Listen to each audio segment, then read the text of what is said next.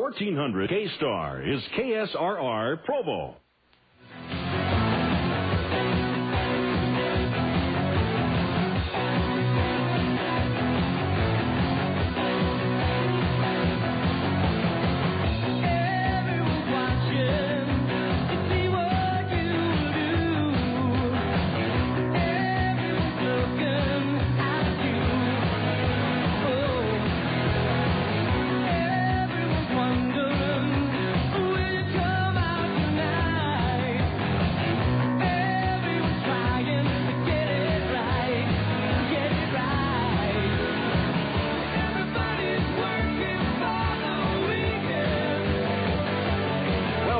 To Birds of Play with the Wingmen. Thanks for tuning in. We are in the third game in this four-game series against the Helena Brewers. A beautiful day today out here at the home of the Owlz Stadium. My name is Joey Hurley. And I'm Chris Peterson. We'd like to let you know these Owlz radio broadcasts are brought to you by Ace Mortgage Company, Blue Mountain Insurance, Skate Motorsports, Marcon Incorporated, The Clean Home, J&J Services, GotConcrete.com, All-Star Garage, SportsmanWarehouse.com, and SOS Staffing Services. Thank you for tuning in to Birds of Play with the Wingmen. Tonight we play the Helena Brewers. Last night the Owls pulled it out, winning 7-4 over the Brewers. Last night's game. Hey, Chris, come on. Just say that on your own time. Got it. Well, I'll have my time later. I said it in my head.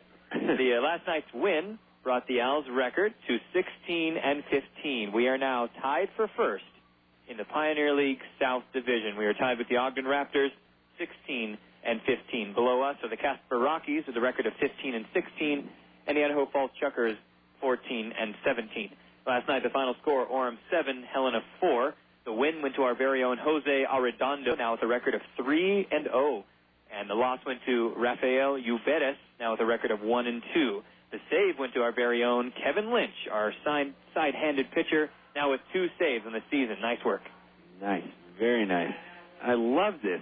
Missoula has given us this much help by beating Ogden a couple times over the last week and this week. Right. This is wonderful. We're tied. We're tied for first. Tonight it is 86 degrees out here at the home of the Owlz Stadium in Orem, Utah. The wind speed is 8 miles per hour, moving in a south-southeast direction. 32% humidity today, though. That's about twice as much as it was yesterday or the day before. Yeah, it just keeps doubling. Yeah, it's very weird weather today out here. It was a lot of rain. Yeah, overcast all morning, a little rainy, a little bit of wind. Now the wind is pretty much dead out there. No, I don't think it's 8 miles an hour right now, unless the flag out there has some kind of wire going through it that won't let it blow. Some weight. Hanging down. There it goes. Maybe it's just obstinate. Have an honorary flag. The most stubborn flag ever. You know what? I wave every day. What do you do for America? Last night's scores all over the Pioneer League. Billings at Casper. Casper pulled that out 5-4. Idaho Falls at Great Falls. Great Falls won 13-10. Missoula at Ogden. Missoula won 11-8, like Chris was talking about. And Helena at Orem, of course, Orem winning 7-4. So we'll see what happens tonight. We're playing the Helena Brewers. We play them one more time tomorrow night, and then we go on the road to Casper, Wyoming. So let's go over the starting lineup for tonight. First, for the Helena Brewers, starting off is number 72, Darren Ford, playing left field. Batting second, number 71, Charlie Fermaint. Batting third, number 53, Ángel Sálome, catching tonight. Batting fourth, number 82, Brendan Caton. He's the right fielder. Batting fifth, Mat Gamel, third baseman. Batting sixth, Ken Holmberg, second base. Batting seventh, number 67, Agustin Septimo, designated hitter tonight. And batting eighth, number 68, Ned Yost IV, playing first base. And batting ninth for the Brewers, number 57, Ryan Crew, the shortstop. And pitching tonight for the Helena Brewers is number 7, Tyler Morrison. Tyler Morrison, a right-handed pitcher, coming into the game with a record of 2-0, 6.0 ERA, 21 innings pitched, and 18 strikeouts on the season. Sounds like an okay guy. But our guy's better. Heck yeah, he is. And we'll get to that. For the Owls tonight, lots of changes in the lineup. Some of the order that the batters are coming in, some of the batters that we are used to seeing might not be there. We're starting it off with Brad Kuhn playing center field, batting first. batting second tonight and playing shortstop, Heinley Stacia, so they're going to switch there. Dallas Morris playing third base, batting third tonight. The designated hitter tonight and cleanup hitter will be Patrick Riley. Catching and batting fifth is Brett Martinez. Playing first base tonight is Colby Overstreet. He'll bat sixth. And Josh Coles is going to bat seventh and play left field. Billy Boyer playing second base, batting eighth. And rounding it all off in right field is Anderson Rosario. All right.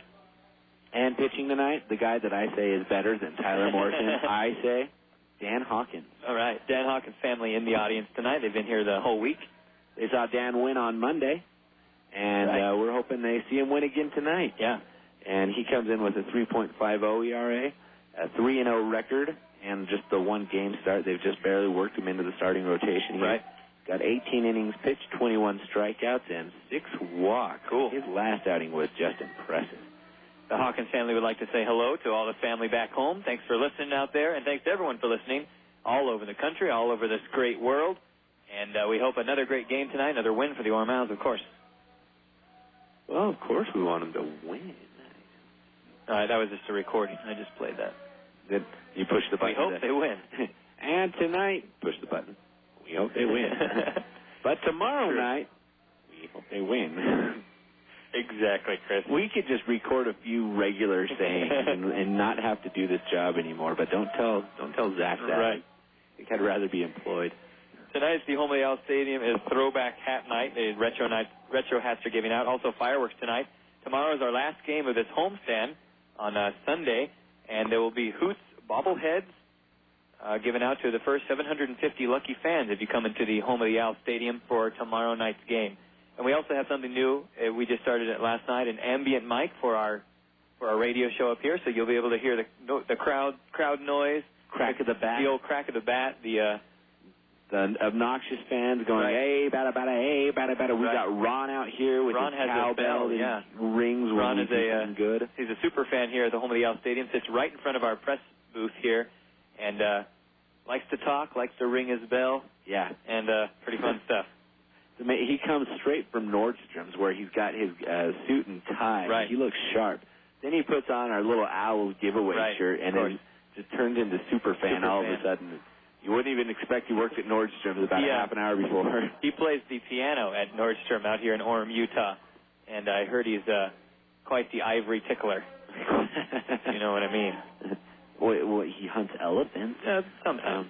Joining us in the booth as well tonight is a celebrity around here in the baseball world. His name is Joe Mock. He'll be joining us in the third inning. Joe Mock wrote the book, Joe Mock's Ballpark Guide. He's the creator and webmaster of ballparks.com. He visits all the new ballparks throughout the minor league and major league and gets pictures of them and compiles them in his book and on his website. Again, that's baseballparks.com. He'll be joining us in about the third inning. That's Joe Mock. What a great job to have. Yeah. Just get to go around and see all the ballparks. Some of these are just old and get some kind of history on them, right. And story behind them. Some are just spanking new. Like They're this one. Gleaming, yeah. The spanking new home of the Owlz Stadium. Apparently he's visited 8 new minor league parks this year. This is the 7th on his trip. He goes to Manchester, New Hampshire after us to see the 8th new park built in the minor league system. And what's the name of the team out there in New Hampshire? In the Manchester? I have no idea. Something, the Fish Cat? Oh, Manchester Steamrollers. I don't know. What's the name of that band? Mannheim Steamrollers. I'm thinking of. Oh, well. Looks like we're almost about to get started out there. Again, this is the third game in this 4-game series against the Helena Brewers. The Brewers are up there in the Pioneer League standings with a 21-9 record. They're on a 1-game losing streak now. They've been doing pretty darn good so far, and I think last night's game got to them. Well, they got to be careful, though, because they got the Billings Mustangs just nipping at their heels. They're only 2 games behind and up in the North Division. Missoula Osprey and the Billings Mustangs are really doing well so far, so it's not such an easy win through those Pioneer League North teams. Imagine that. You got a 700% winning percentage. Right. And you're still being trailed just by 2 games. But that's a D, isn't it? Oh, it's a C. Average? Yes. I don't. In school. All right, looks like we're going to go out there. And first batting here for the Helena Brewers is number 72, Darren Ford. He's the left fielder from Vineland, New Jersey. And umpires tonight at the home plate is Ike Boykins, and out in the field is Joe Rackley. Those are the umpires tonight here at the home of the Owlz Stadium. So Darren Ford at the bat right now for the Brewers. He's having Charlie Fermain up first. Yeah.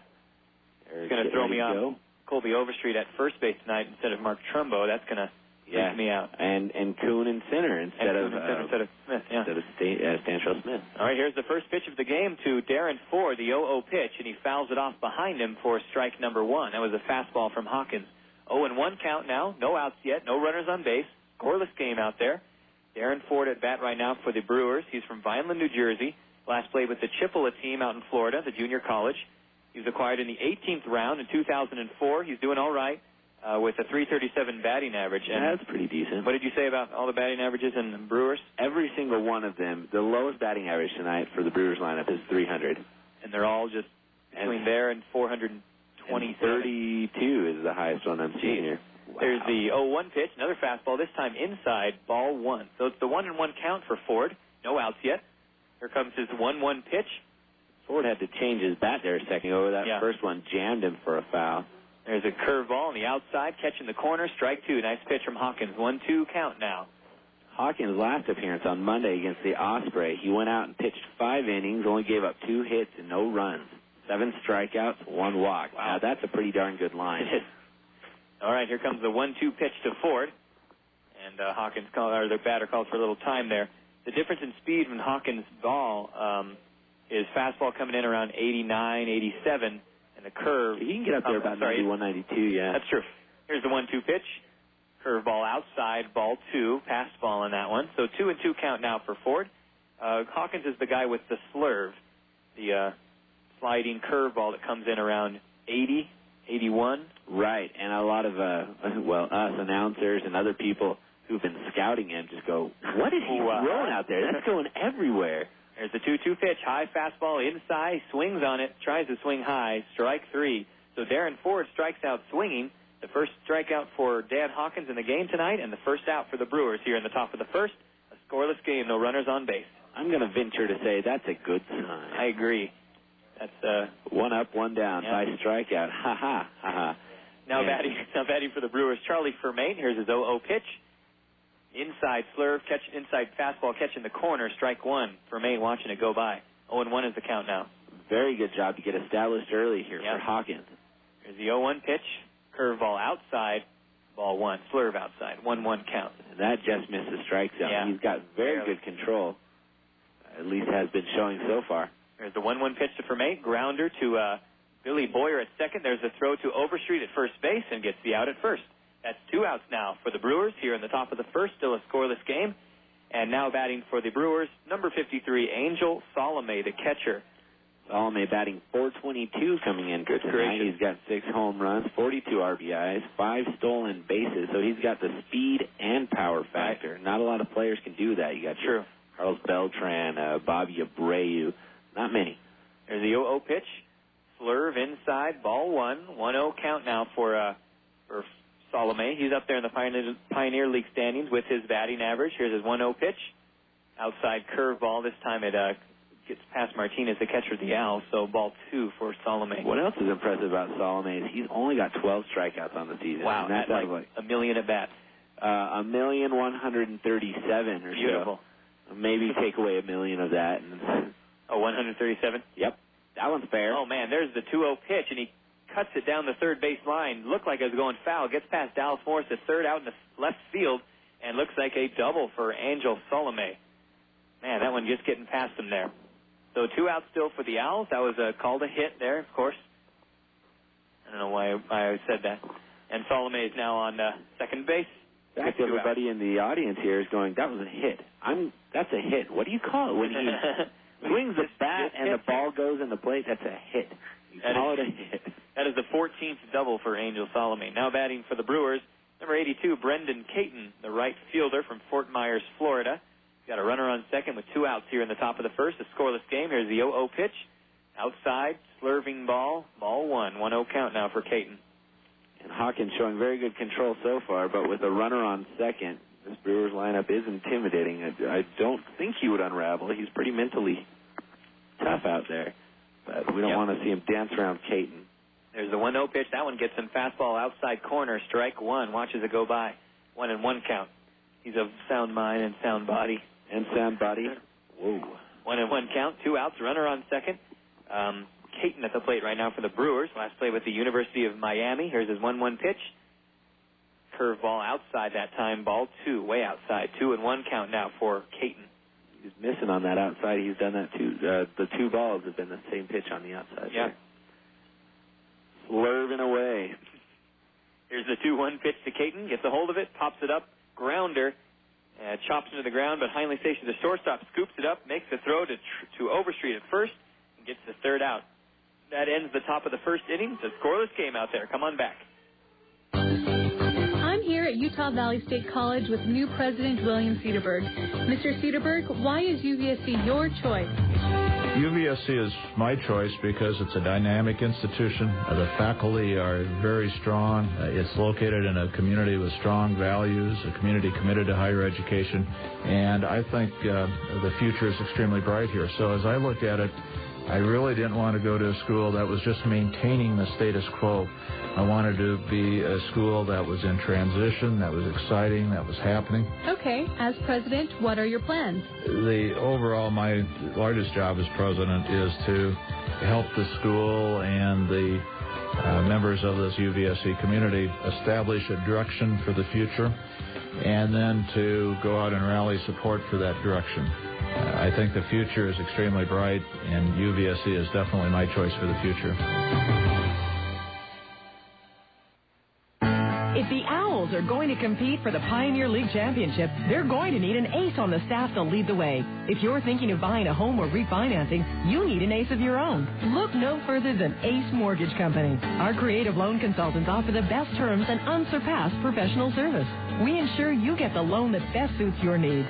Give us a call today at 426-5757. That's 426-5757. Ace Mortgage Company. Absolute commitment to excellence. 1400 K-Star. Welcome back, everyone, to Birds of Play with the Wingman. Thanks for tuning in. We're in the bottom of the first inning. Still a scoreless game out there. Helena Brewers versus your Orem Owlz. And the Orem Owlz are coming up to bat this inning. Still pitching out there for the Brewers is Tyler Morrison, a right-handed pitcher. Average. Very average. At 6.00 with his ERA. Come on, Morrison. You're going to have to do better than that to beat our boys. Batting at the top of the lineup for the Owls, Bradley Kuhn, number 15, the center fielder tonight. He's from Willowick, Ohio. And Bradley Kuhn comes in batting .337, raised that average a lot over the last 2 weeks. Yeah. Doing a lot of singles and stuff, only 2 extra base hits. There's the 0-0 pitch to Kuhn. Curveball outside of the plate there, strike one. Watching it go by. 0-1 count now for Kuhn. And Kuhn is showing bunt right away, trying to do one of his bunt singles. We'll see if he sticks with that. And he doesn't. 0-1 pitch is a curveball outside for ball one. 1-1 count now for Kuhn. Now this pitcher for the Brewers so far showing a curve around 77 up to 80. There's the 1-1 pitch. This time looks like a fastball on the outside for ball 2. 2-1 count now for Kuhn. Kuhn's disciplined himself, too. A lot of his strikeouts on the season came early. There's a 2-1 pitch. Fouls that one over the grandstands behind us. Strike 2 for Kuhn. 2-2 count now. No outs yet. No runners on base. Kuhn at the plate for the Owls. Last played with the Treyeva Nazari School. Acquired in the 15th round in 2005 for the Owls. Here's his 2-2 pitch. Gets a hold of it. Slapper down the second baseline, right in the center field there. Beautiful hit getting past the shortstop for the Brewers crew. And looks like a single for Brad Kuhn. That's the way to lead it off. Exactly. And Kuhn has 6 stolen bases on the season. He's out there on first now. Yep.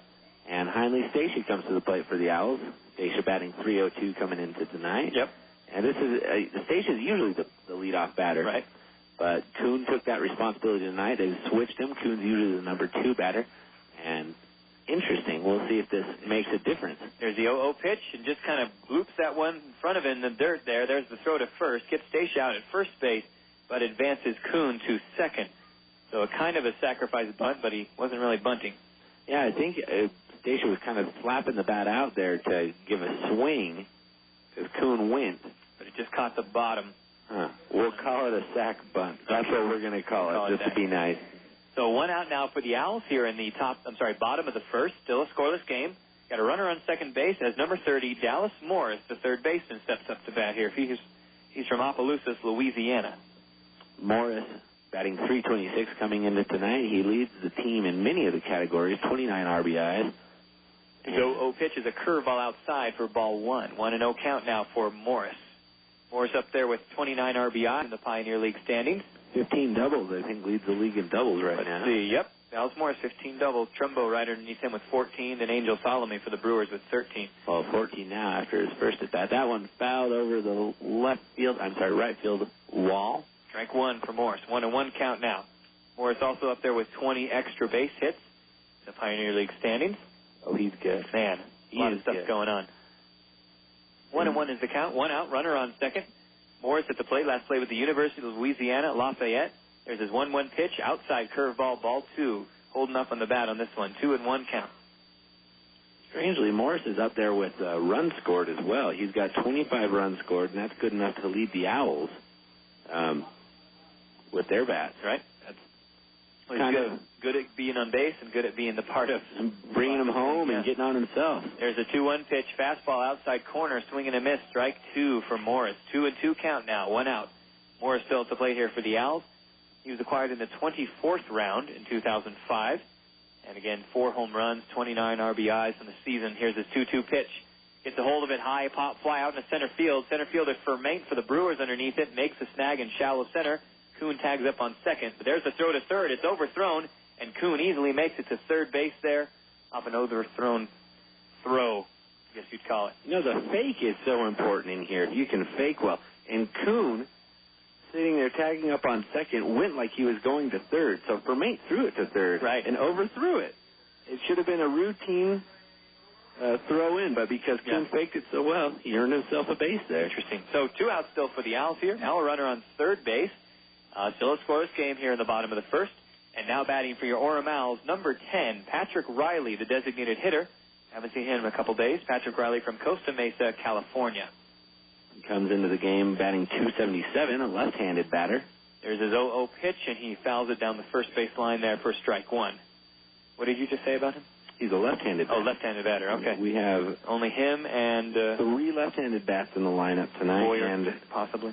And Heinle Stacia is a switch hitter. Could be a left-handed batter. Boyer hasn't been hitting left-handed for a long time. So that's right. He does switch, but not lately. There's the 0-0 pitch to Riley. Fouls that one off the left field wall there. Strike 2 for Riley. 0-2 count now. 2 outs. Runner on third base. Riley at the plate for the Owls. He last played with the University of Arizona. Acquired in 2004. Riley with 1 home run on the season. 4 RBIs, or ribbies, as I've heard them called as well. The ribbies. I thought there was some food item at Chili's restaurant. Here's the 0-1 pitch. Checks the swing and an outside curveball. Ump calls for the infield umpire to give him the signal, and that's ball 1. 1-1 count. So that's safe. That means ball? Safe is ball. Interesting. That's right. Never.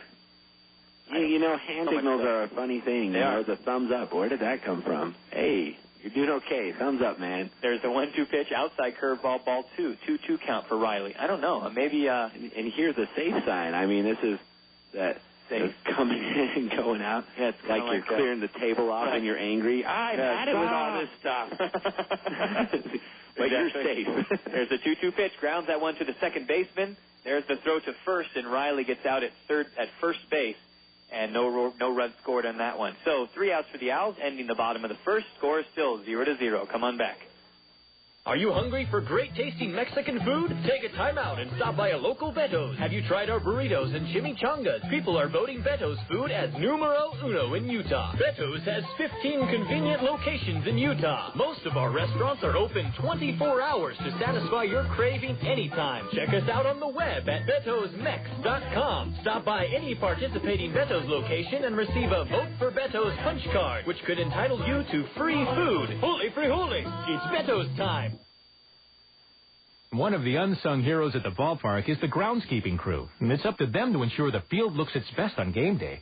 While your yard may not take the same pounding as the turf at a baseball stadium, it still deserves professional care. More Utah County residents rely on the pros at Frederico Landscaping Incorporated. They're now celebrating their 25th year of providing custom residential landscaping. For all your landscaping needs, including water features and grounds maintenance, you can rely on Frederico Landscaping. See their work online at fredericolandscaping.com. Insure both your car and home with us through Auto Owners Insurance, and we'll save you money. That's right. With Auto Owners Multiple Policy Discount, when you insure both your car, home, mobile home, or condominium, we'll save you time and money by consolidating all of your insurance needs with a no-problem company. Auto Owners Insurance. For a free comparison, contact Western States Insurance Agency in Spanish Fork on Center Street across from City Park. Western States Insurance. Our customers are first class, just like our service. Find us in the yellow pages under insurance. 1400 K-Star.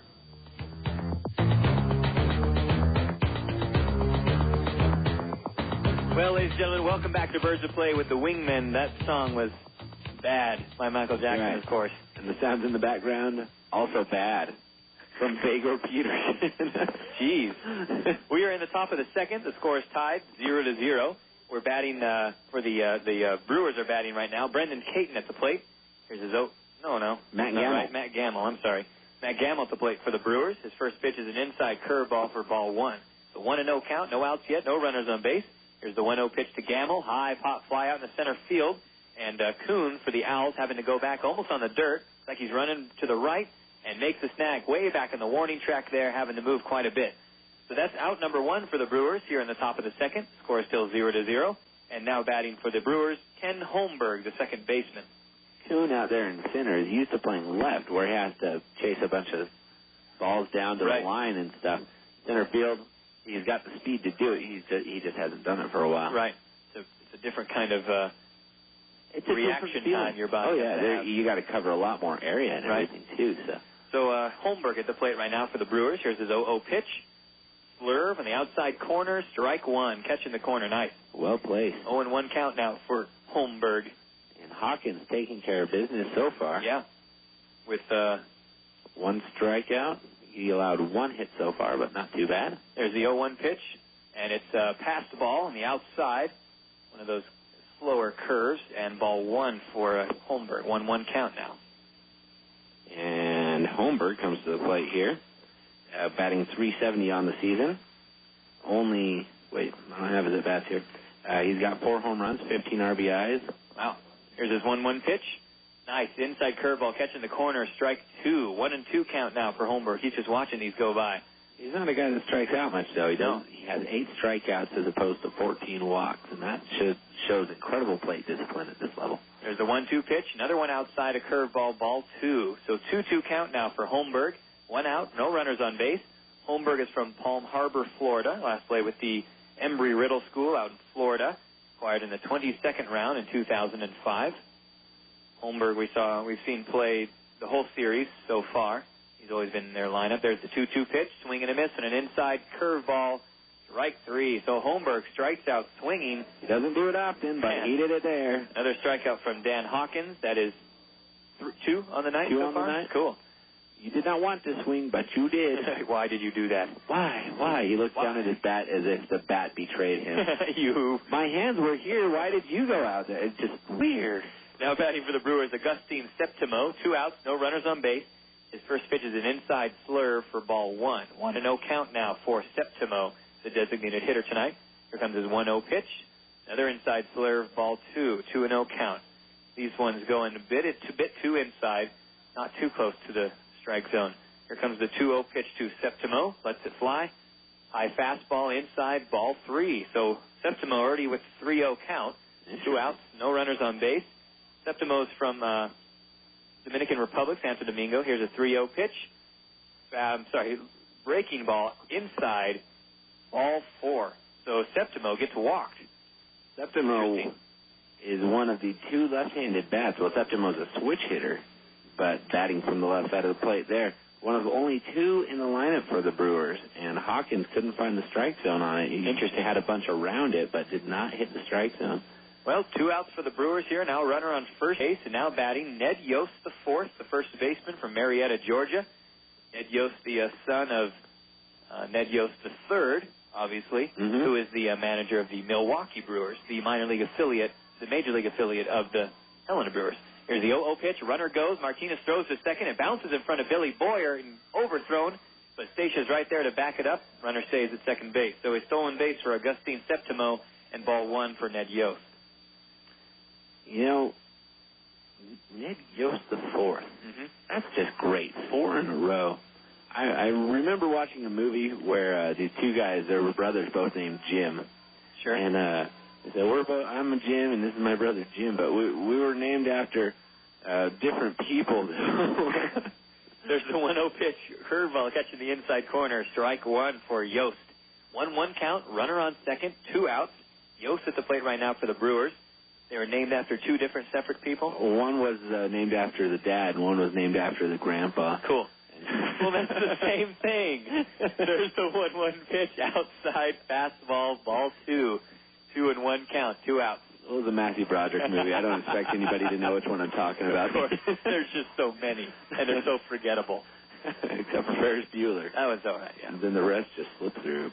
There's the 2-1 pitch to Yost. Runner on second. Outside curveball. Rings him up looking. Holy cow, just catches the corner. Strike 3. So Yost strikes out looking. That's the third out. That ends the top of the second. Score is still tied 0-0. Come on back. Welcome to the Pepsi Theater Minute. Today, the story of Langusto and Pesto.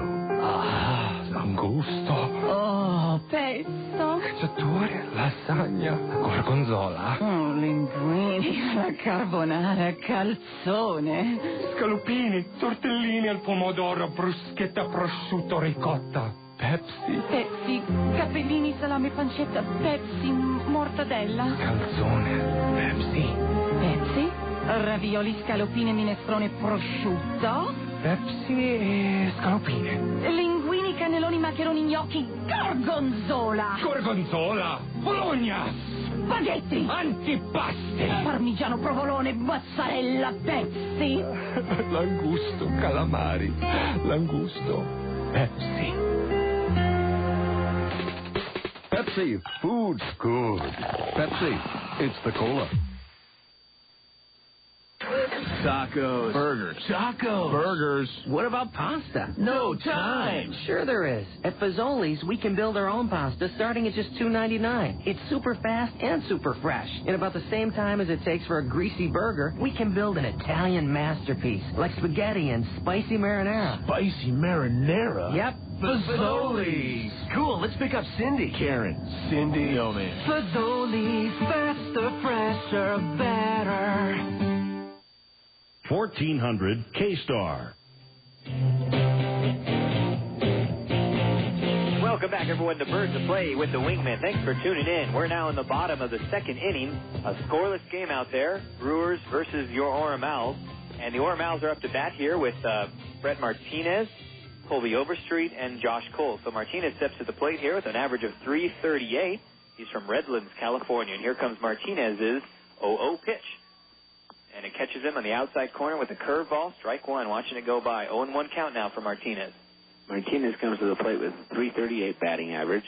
1 home run on the season. Only 68 at bats. Missed a little bit of time with a bruised hand a couple days ago. There's his 0-1 pitch. Curveball inside corner. Watches it go by for strike 2. 0-2 count now for Martinez. Ooh.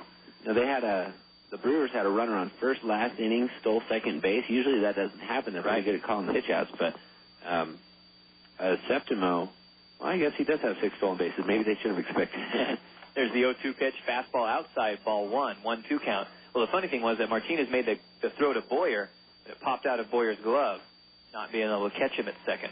It's a tricky thing to do, getting that ball coming in at second base. There's the 1-2 pitch, curveball outside that time, ball 2. So 2-2 count now for Martinez. No outs yet, no runners on base. Martinez last played with the Mesa Angels and the Provo Angels, acquired in 2003. Here's his 2-2 pitch, and fouls that one down. Drop strike 3, and there's the throw to first, and it's overthrown. Martinez going to second base, and Martinez on second on that overthrown ball. Wow, that's the way to do a drop strike 3 if I've ever seen one. Hey, man, I've never seen that happen. So what is that called? What does he get? Acquired on an error? Double on an error? Yes, error. They're charging the error to Sálome. Okay. Catcher for the Brewers. For the Brewers, yeah. So wow. So we'll get on base however we want, or however we can, you know. So a runner now on second, no outs, and now at bat for the Owls here, Colby Overstreet, the first baseman from Midland, Texas. And Overstreet, with 11 RBIs on the season, has got a chance here, a runner in scoring position. There's the 0-0 pitch, inside fastball, catching the corner, strike one. It's like you just opened up the window to the outside street. I don't know if I want to have friends again. There's some loud girls in an NSYNC concert in front of me here. Oh, no. I didn't realize it was them. There's the 0-1 pitch to Overstreet, swing and a miss, and an inside curveball, strike two. 0-2 out now for Overstreet, runner on second, no outs yet. Some of the players develop fan clubs pretty quickly. Right. And, this looks like, I think these are the girls that are fan clubs for Martasia. I know there's a lot that are really real big fans of Stacia. There's the 0-2 pitch, another swing and a miss, and an inside curveball, and strike three. Overstreet just ahead of that one. So Overstreet strikes out swinging, and now one out for the Owls here with a runner on second. Still a scoreless game in the bottom of the second. And now batting for your Orem Owls, number 27, Josh Coles, the left fielder. Coles comes into the game batting .207, 4 home runs and 10 RBIs. Of course, he had that big grand slam yesterday, almost doubling his RBI count on the year. But apparently his grand slam only added 7 points to his batting average. Whatever. There's the 0-0 pitch. Swing and a miss there on an inside curveball, strike one. 0-1 count for Coles.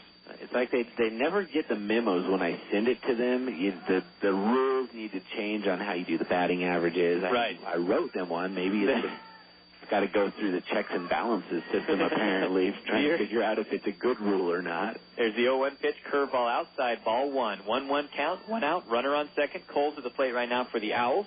Still a scoreless game in the bottom of the second. You would just say, dear man who invented baseball. Dear Abner Double Day. There's the 1-1 pitch, swing and a miss, and an outside curveball, strike two for Coles.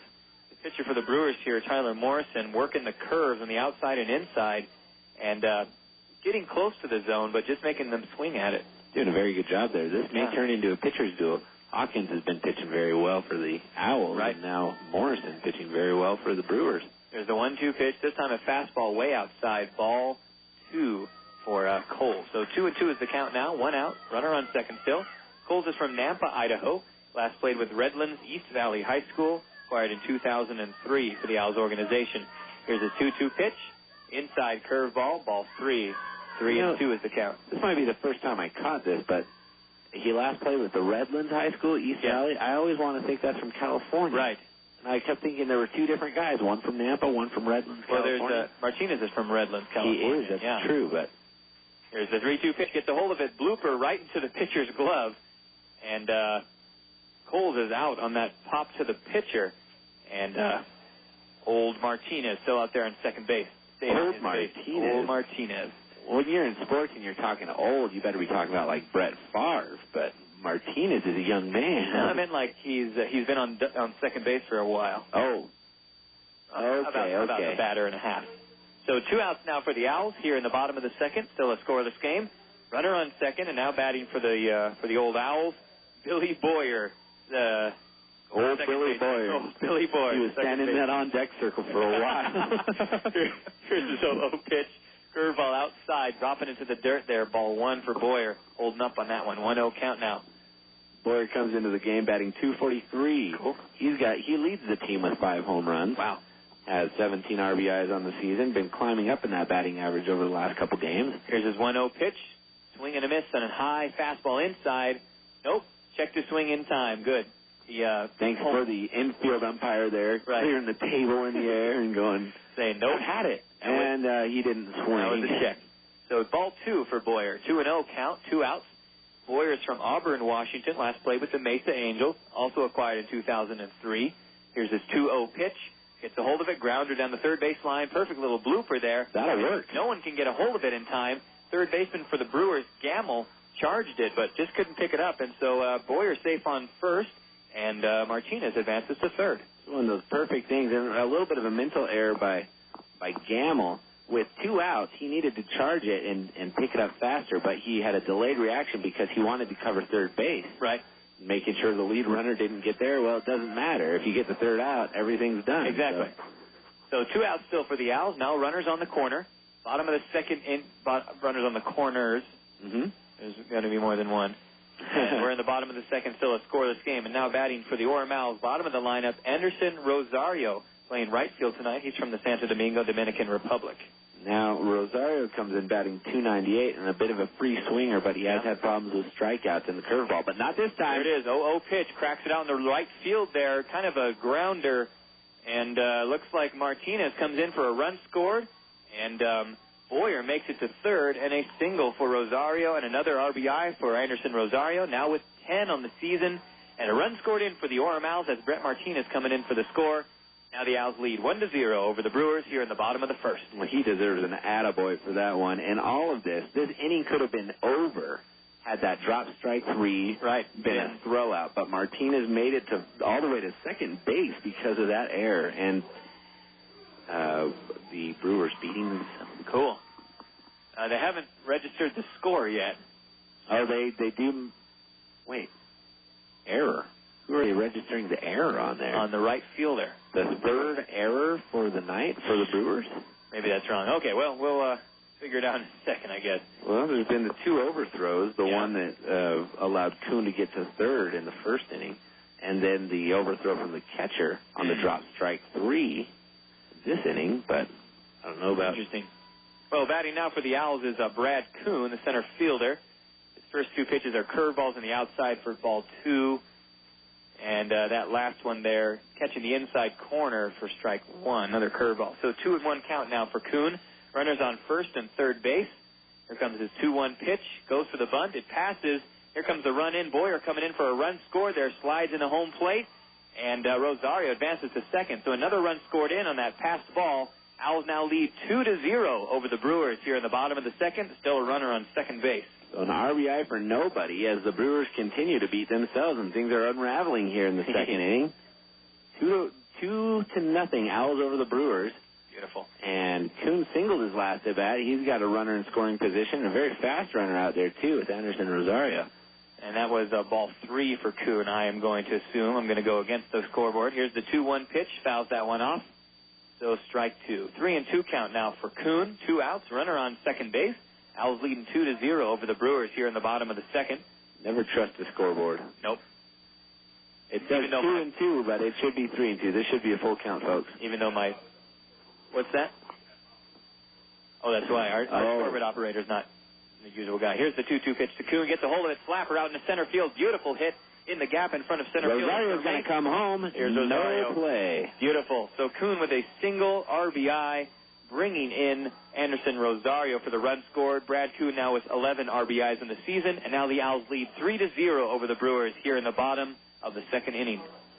So big inning here with 3 runs on the board. The Owls are out in front. This gives some support and some confidence to Dan Hawkins as he'll come up to pitch the next inning. Beautiful. So still 2 outs. Now a runner on first base. Heinley Stacia at the plate right now for the Owls.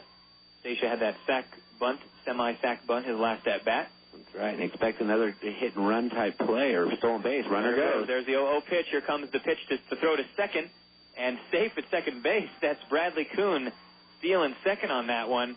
The throw was good, but Kuhn came in just behind the tag. It was shortstop Ryan Crew for the Brewers.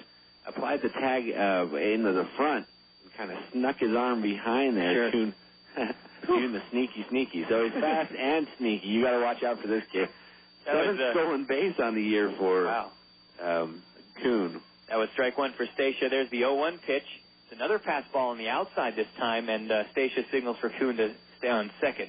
So the 1-1 count now for Stacia. Runner on second base. 2 outs. Owls leading 3-0 here in the bottom of the second. A very exciting inning so far. Stacia at the plate right now with a 1-1 count.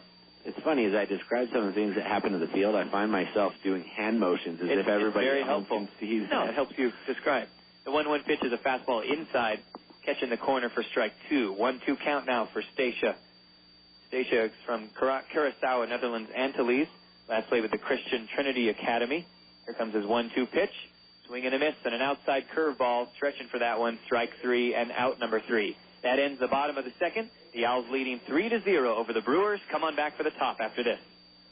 After watching the Orem Owls hit home runs all night, it's time to have a great reason to run home. Nothing beats a Love Sack waiting for you. Oversized sacks from Love Sack may look like huge bean bags, but they are filled with extra soft Durafoam and come in a variety of designer covers ready to match any lifestyle. But just like the Owls, a Love Sack is something you've got to see in person to really appreciate. Come sack out for yourself at the Love Sack store in the Riverwood Shopping Center in Provo, or any of the other locations across the Wasatch Front. For the original and still the best oversized sack, there's only Love Sack. Everybody wants to be recognized for their accomplishments. From Little League to the pros, Employee of the Month to Salesperson of the Year, awards are a great way of saying you're a superstar.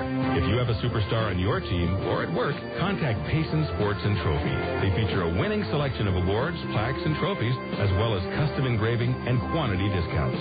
Find them in your Yellow Pages or stop by at 15 East 100 North in Payson. Payson Sports and Trophy, blue ribbon quality and service. Out and Back is your Utah Valley source for all your family's outdoor adventure needs. Serving Utah County for over 17 years. We have a wide stock of excellent gear and clothing from Mountain Hardware, the North Face, and Sierra Designs, along with the Valley's largest selection of Chaco sandals. Whether you go camping, climbing, hiking, or mountaineering, we have what you need. Let us take care of you. Out and Back, 1797 South State Street, Orem. Bring in your Owls ticket stub within 7 days after the game and get up to 3 pair of our $14.95 Quick Dry Nylon River Shorts for only $4.95. Or mention this ad and get 2 pair of $6.95 outdoor socks free with any purchase over $20. 1400 K-Star. Welcome back, everyone, to Birds of Play with the Wingman. The Orem Owls definitely a believer out here in the top of the third inning. The Owls are leading 3-0. Still pitching out there for the Orem Owls is Dan Hawkins, and batting right now for the Brewers, bottom of the lineup, Brian Crew, the shortstop. His first pitch is an inside slurve for strike 1, catching the inside corner. Joining me in the booth right now is Joe Mock. Joe Mock is the author of Joe Mock's Ballpark Guide. He's also the creator and webmaster of ballparks.com. The 0-1 pitch there to Ryan Crew is out in the right field, popped up, and right fielder Rosario couldn't get a hold of it, and looks like a double for Ryan Crew. So, Joe Mock, welcome to the booth. How are you doing today? Joey, it's good to see you. I've enjoyed listening to you and Chris as I've been wandering around the ballpark this evening. I've learned about baseball rules and movies, and you're always bickering makes great radio, so I've enjoyed listening to you. I'm very glad. I'm worried sometimes that people would get very annoyed, but so far it's been okay. Batting now for the Brewers, top of the lineup is Darren Ford, the left fielder. Darren Ford struck out swinging his last at-bat. He's got a runner on second. No outs yet here in the top of the third. And pitcher checking his runner at second. There's the 0-0 pitch to Darren Ford. And it's a curveball catching the outside corner for strike 1, watching it go by. So tell me a little about what you do there. Have a day job doing insurance, but that's not that much fun. Sure. So I really have a passion for baseball and for baseball parks and doing reviews of baseball parks. Sure. And you do this on your own time and from your own means as well? That's true, yes. But my day job lets me travel. Okay. And I'm thankful that it does. Because I squeeze in baseball in the evenings and on the weekends and that kind of thing in between doing the day job stuff. That last pitch there was a ball inside curveball, 1-1 count. Now here's the pitch outside that time, ball 2. This really tests your play-by-play ability when the scoreboard isn't keeping up with you. Right, I have to remember in my head. I have no short-term memory at all.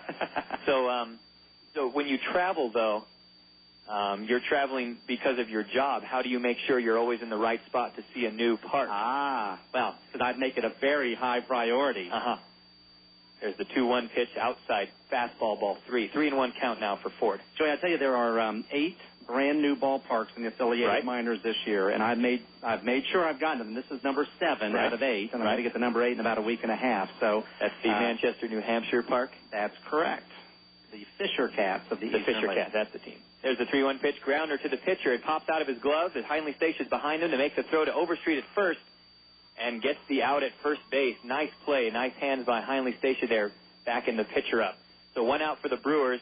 That was Darren Ford getting out there, the ground out. But Ryan Crew is now on third base. So runner on third, 1 out, and now batting Charlie Fermain for the Brewers. I'll tell you, I could not enjoy this more. I mean, I love this time of year, getting to travel and come to beautiful parts of the country like this and see beautiful new ballparks like this one. I'm very impressed. There's the 0-0 pitch inside. I've followed ever since the team moved to Provo, I followed what's going to happen with the new ballpark and everything. And I think this must exceed the wildest dreams of the franchise. Oh, man. It turned out so nicely. If you speak to the owner, it's like a toy, a lifelong dream to have this, and he's just overjoyed. There's the ball 2 inside, another curveball inside. 2-0 count now for Fermate. Here comes his pitch, and fouls that one back there. Strike 1, 2-1 count now. Still a runner on third. And Joey, I'll tell you, the ballpark here compares very favorably with the ballparks new and old in higher levels around the country. I mean, this is just beautifully designed, modern, comfortable, stand amenities, bright lines, view. It has it all. 2-1 pitch there, strike 2 on an inside fastball, 2-2 count. So you've been to single A, double A, triple A, all the way up to the majors. Sure. What are the huge jumps you see when you go from single A up to double A? Is there a huge, or is it pretty gradual what people do? There are a couple of single A parks that they almost built to be double A specifications. Sure. The new one in Greensboro that opened this year probably was built to be a double A park. They would like to have the double A Southern League there one day. But typically single A parks are of a single level. There's a 2-2 pitch, gets him on an inside curveball, catching the corner there, beautiful. And Fermate strikes out looking. Nice pitch on that one. So 2 outs now for the Brewers. Still a runner on third base. Owlz still leading 3-0 here in the top of the third. So, for instance, the new single-A parks that have opened this year in Charleston, West Virginia, and Stockton, California, are single level. There's no upper level with skyboxes or anything like that. Okay. All the double-A parks in New Hampshire, in Pearl, Mississippi, in Springfield, Missouri, and Corpus Christi, Texas, all have double levels behind the home plate for the press box and luxury boxes and that kind of thing. So you do see a difference between single A and double A. Okay. There's the 0-0 pitch to Ángel Sálome, and he pops that one to the gap in center field and brings in a run scored. So Sálome with the 43rd RBI on the season, bringing in Ryan Crew. So the Owls now lead 3-1 over the Brewers here in the top of the third, and now they have a runner on first base thanks to a single RBI from Ángel Sálome. And, for instance, I've been to all the ballparks in the California League. Sure. There's a lot of leagues where I've been to all the ballparks. But I just go and go. Man. And the ballpark here in Orem compares very favorably, and that's high A. That's a couple of notches up from here. Now batting for the Brewers is Brendan Caton, so far with the 1-0 count, 2 outs, runner on first. I was going to ask, I've been to the park out in Helena, Montana. They have their press box up above the stands as well. Very interesting look for a radio broadcaster looking down now at the pitches and seeing a totally different view of them. Have you seen that as well? I've seen them way high, way low, everything in between. Probably the closest to the field. It's around. There's a 2-0 pitch. That one's outside corner. They're catching a 2-1 count now for Brendan Caton. Probably the 2 closest broadcast positions I've seen actually to the field of play are the 2 new parks in Stockton and Charleston, West Virginia. Those are single A as well. They built them with not very many rows, and so like here, the press box is right at the back of the main seating bowl right behind home plate, but there's far fewer rows than here. So they are really, and the broadcasters say they think they're a little too close. They think that the perspective that they had that they were up higher and farther back. Keep their head moving around. Right. There was the 2-1 pitch to Caton. He fouls it, went off. There's the 2-2 pitch, grounder to Dallas Morris at third. There's the throw to Boyer at second, getting the out at second base. Nice. That's 3 outs. That ends the top of the third. Owlz still leading 3-1 over the Brewers. Come on back. This is the true story of flying wolverines. Once there was a smart doctor named Dr. Smart. One day at Utah Valley State College, Dr. Smart met some wolverines who wanted to learn to fly, but they had no wings. Dr. Smart said, "I can give you wings," and he started a professional flight school for the wolverines. He saw how the industry was growing, so he made room for more wolverines in his school. Soon he had a full staff of instructors and a fleet of aircraft to help teach hundreds of wolverines in Utah Valley. There were hundreds of Other Wolverines, though, living all over the country, wanted to learn to fly at such a great school. Dr. Smart told them, wings for you too. Then he did something very unique. He made aviation courses available online. Suddenly, Wolverines living far away could train at flight schools right in their own backyards and earn their bachelor's degrees from UVSC. Today, thanks to Dr. Smart and UVSC's Global Aviation Program, there are flying Wolverines all over the world. You can learn about them at uvscaviation.com. This message sponsored by the Salt Lake Radio Broadcasters Association. When a medical emergency occurs, the minutes it takes for help to arrive can be the most important minutes in saving a person's life. Do you know what to do in a life-threatening situation? Save a Heart of Utah provides daily private and public classes in CPR and first aid, including the new automatic external defibrillator. The classes are interactive, practical, enjoyable, and may just be the most important 2 hours you ever spend. Make sure you know what to do in an emergency. Call Save a Heart Utah at 582-7114. 1400 K-Star. Welcome back, everyone, to Birds of Play with the Wingman. Thanks for tuning in. We're in the bottom of the third inning. The Owls are leading 3-1, and up here in the booth still with me is Joe Mock, author of Joe Mock's Ballpark Guide and the creator and webmaster of ballparks.com. He's a guy that travels around to all the minor and major league parks, sees all the new ones, and he's kindly stopped by here at the home of the Owls Stadium out in Orem, Utah, and he'll give us a little insight about what's going on. Coming up to bat here for the Orem Owls is Dallas Morris, number 30, the third baseman from Opelousas, Louisiana, his second at-bat. His first at-bat, he popped out. My brain suddenly didn't work for a second. So here comes Dallas Morris. No outs yet, no runners on base. Here comes Morris's 0-0 pitch, and it's inside the dirt there for ball one. 1-0 count now for Morris. So we were talking about what you look for when you come to a new park.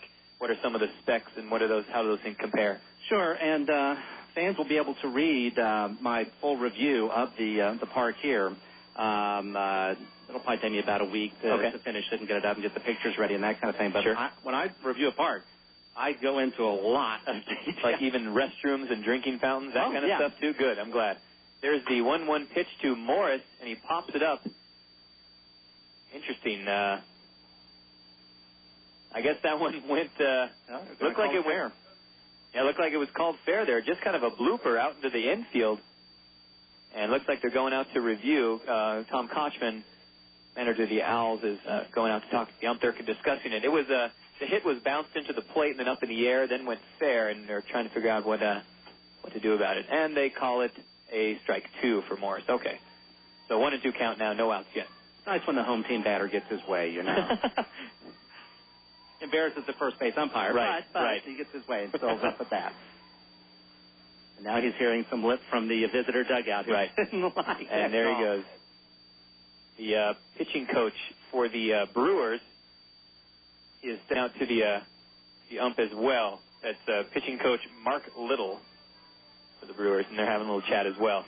But to answer your question, when I do an in-depth review, and I'm working on, I guess, number 7 or 8 of the year this year. Sure.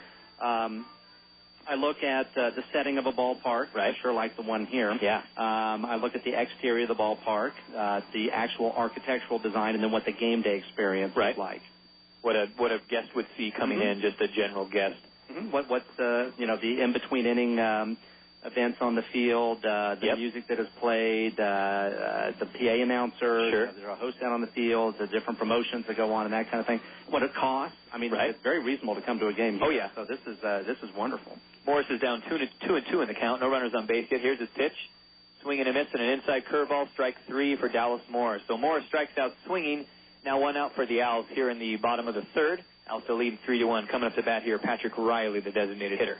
And so that I have enough material to actually write this big, long review, sure. I carry around with me a little template that I call my ballpark report card. Okay. And it has quite a few different items on it that I make little notes and little notations about, good, bad, indifferent, what makes one ballpark different than another. Sure. The outfield dimensions, the view that you have when you're sitting in the seats, which, of course, this would be A++++. Thank you so much. This is fantastic. Here comes the 0-0 pitch to Riley, and it's outside. Just catching the corner, though. Strike 1. 0-1 count now for Riley. I'll tell you, one thing that is very important about the game day experience that a lot of people don't think about until they're actually sitting here is the food. Oh, yeah. How good is the food at a ballpark? And your grill area down the left field line has some wonderful items. Yes. So when we get done here, I'm going to wander down there. You take your time over there. They got gourmet stuff, burgers and Polish sausages and stuff. So what else can I tell you about what's going on here? A big thing for me is always the way the sun sets at the stadium and people sitting in the stands, what they get to experience, how long they have to wait before they get the shade. True, and and the way a field points, it's addressed as a suggestion, but not a solid rule. And actually, the first chapter of the official baseball rule book. This cheats a little bit because it faces a little more south than north, like most ballparks do. But it works so you can see the full range of the mountains. Right. That's very important. It is. Frankly, Covey Field in Salt Lake City does the same thing. It also points kind of southeast like this and takes advantage of the sunset glowing. Sure, they'd rather take advantage of some beautiful sight than have a couple shady. Here's the 2-2 pitch to Patrick Riley. Grounds that one to the second baseman. There's the throw to first and gets him out at first base. So 2 outs now for the Orem Owlz here in the bottom of the third. Owlz still leading 3-1.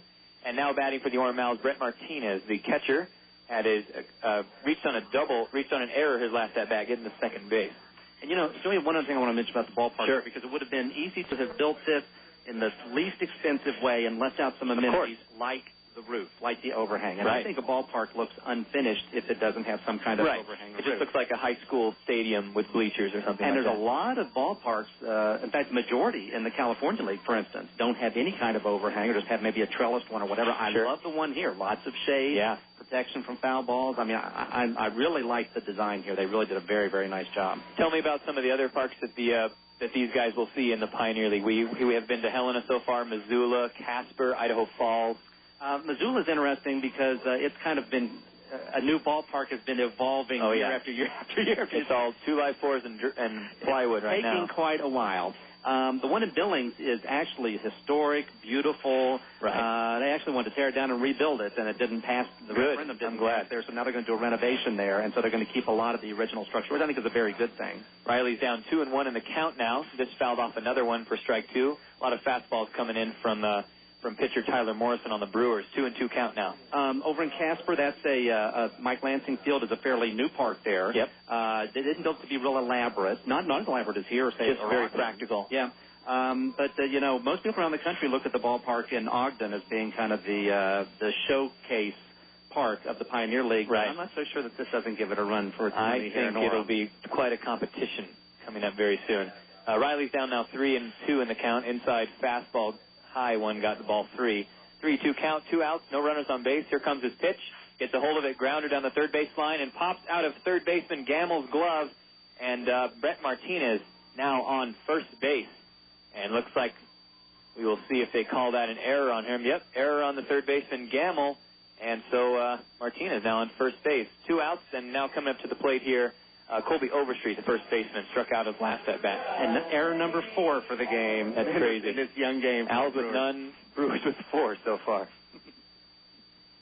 But Pioneer League is a fascinating league because it's spread out in so many miles. But I mean, some of the ballparks have been around forever and are very historic and lovely and quaint. And I think it's one that folks around the country should pay more attention to because I mean there's some very, very interesting baseball that's played in the Pioneer League. Yep. Same thing. That cousin back east in the Appalachian League has some beautiful parks like in Bluefield, West Virginia, and Martinsville and such. There's Brett Martinez on a pass ball, stealing second base, and rounds to third base. The throw from the catcher Sálome to second baseman Holmberg was overthrown into center field, and Martinez is now on third base. And Colby Overstreet with an 0-2 count against him. So runner now on third, 2 outs. Overstreet still at the plate with the 0-2 count. Owlz leading 3-1 here in the bottom of the third. Another error for the Brewers on the catcher that time. Catcher's Ángel Sálome now with 5 errors. I noticed that the runs and hits can go to double digits, but the errors on the scoreboard only have runs for 1 digit. But that could be a problem today. We'll have to roll over. There's an inside curveball to Overstreet, strike 3. And so that ends the bottom of the third inning. Owlz still leading 3-1. Come on back. Today, more and more people are insuring their homes with us through Auto Owners Insurance. We'll provide low-cost, quality protection, claim service that is second to none, and if you insure both your home and car through Auto Owners Insurance, you'll qualify for additional premium discounts. Find out more at Blue Mountain Insurance, located on University Avenue in Provo. Give them a call at 373-SAVE. That's 373-7283. Blue Mountain Insurance and Auto Owners Insurance. The no problem people. The United States Air Force salutes the athletes competing in today's game. They know in sports, like in life, you have to step up to the challenge to succeed. If you have high aspirations and want to be part of another champion team, join the United States Air Force. You'll receive training in a variety of fields and become part of an elite group of men and women dedicated to the service of this great country. Call 1-800-423-USAF or log on to airforce.com. The United States Air Force. Cross into the blue.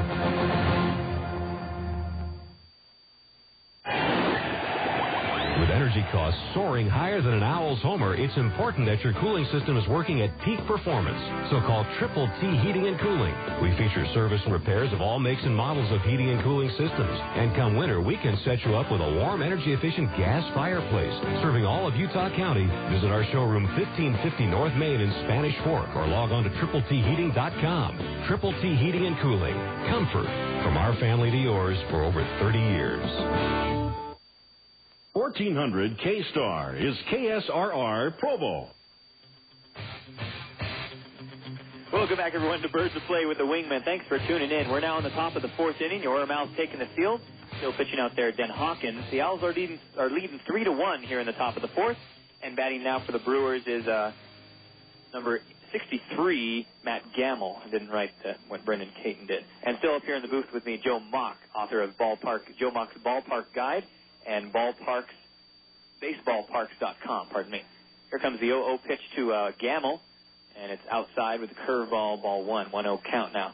So tell me about what you've seen so far at the home of the Owlz Stadium and some of the specs that popped out as unique to you. Well, as I mentioned, I really like the roof and the overhang. It's kind of a V shape, which you don't see very often. Sure. Freestanding structure, which I like a lot. I think is very, very attractive.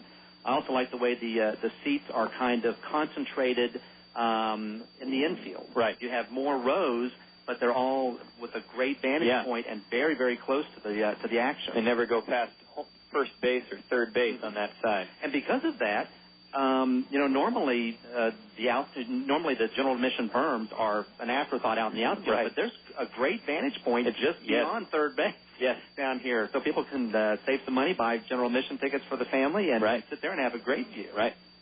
So Mat Gamel is 2-2 in the count. There's his 2-2 pitch. It's a drop strike 3, and the throw to Overstreet at first base gets him out at first. Nice throw by Martinez, catcher for the Owls.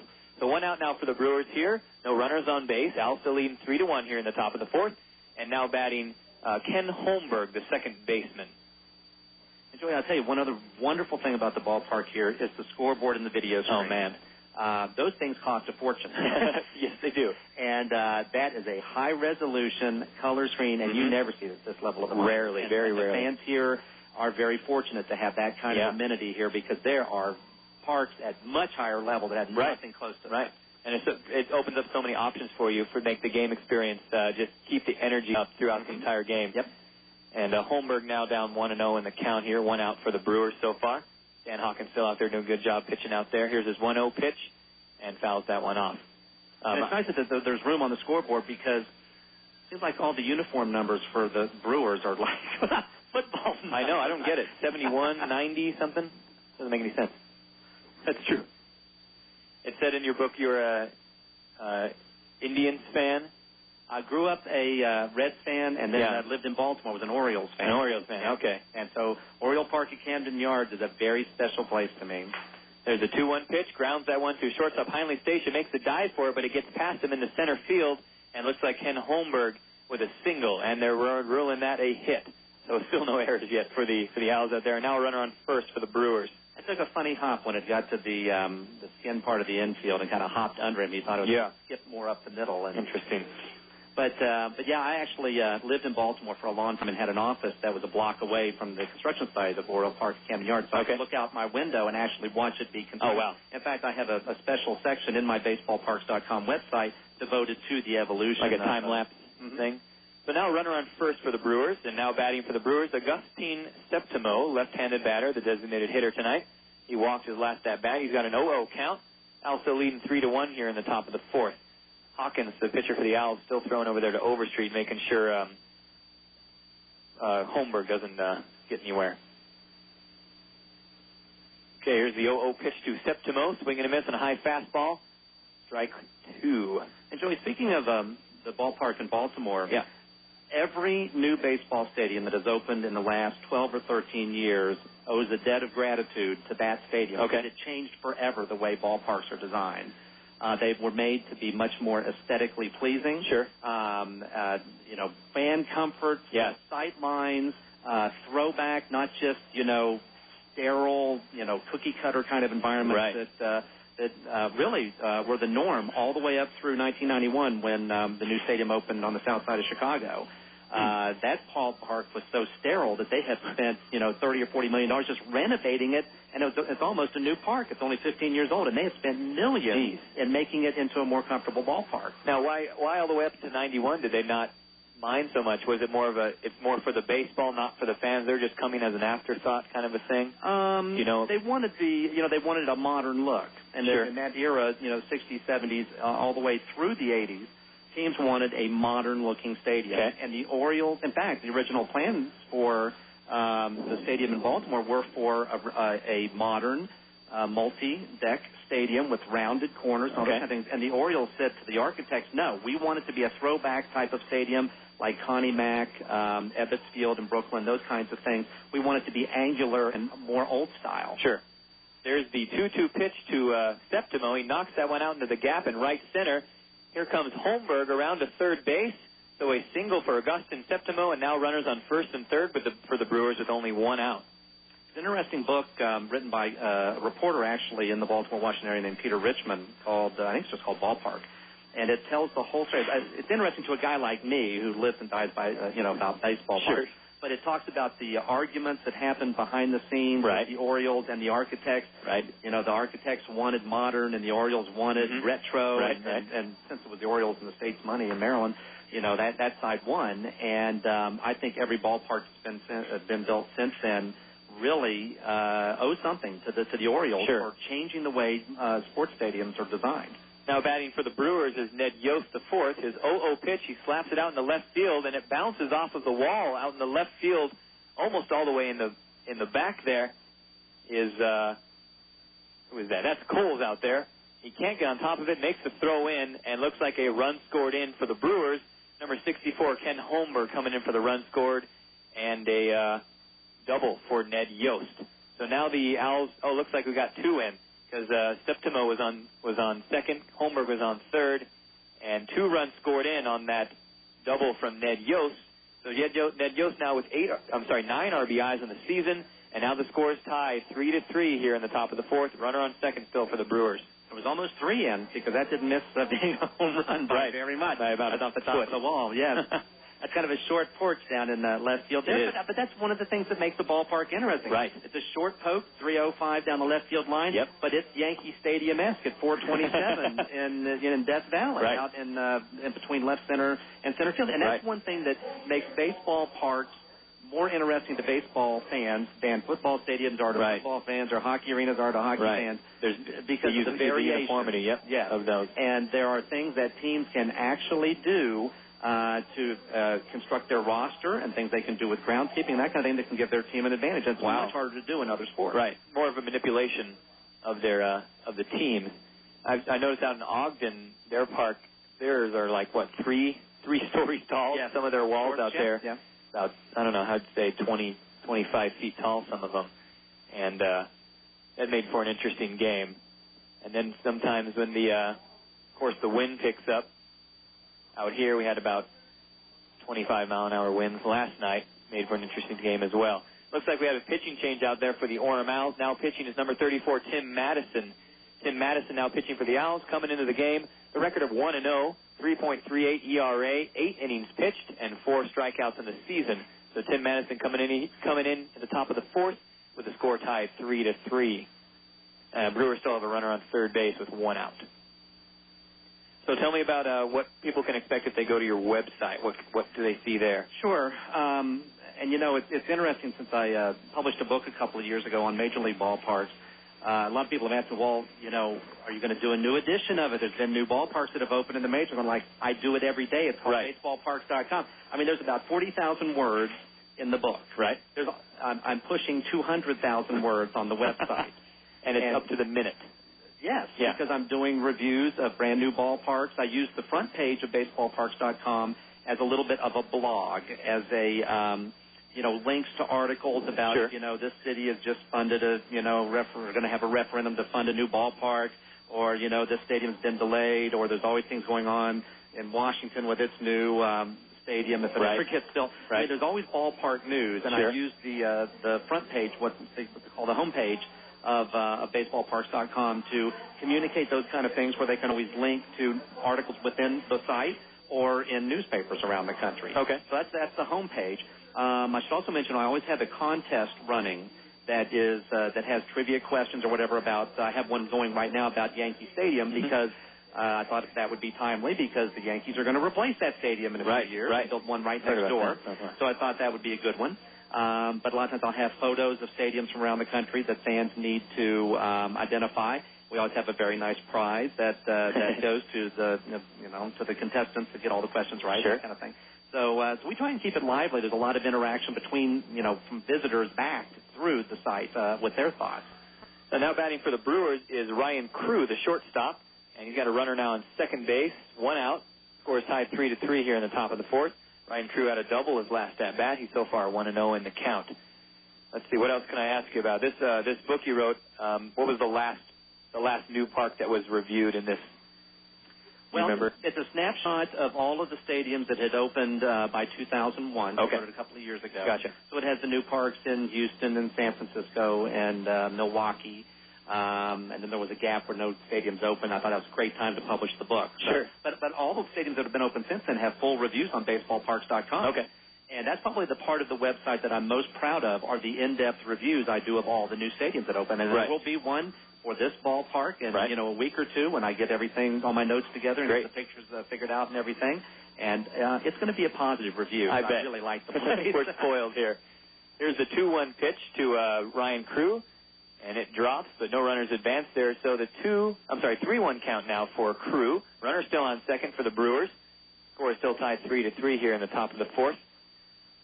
What else could I bring up here? If any listeners would like an autographed copy of the book, I mean, I'm not going to lie to anyone. It's a couple of years out of date. No, sure.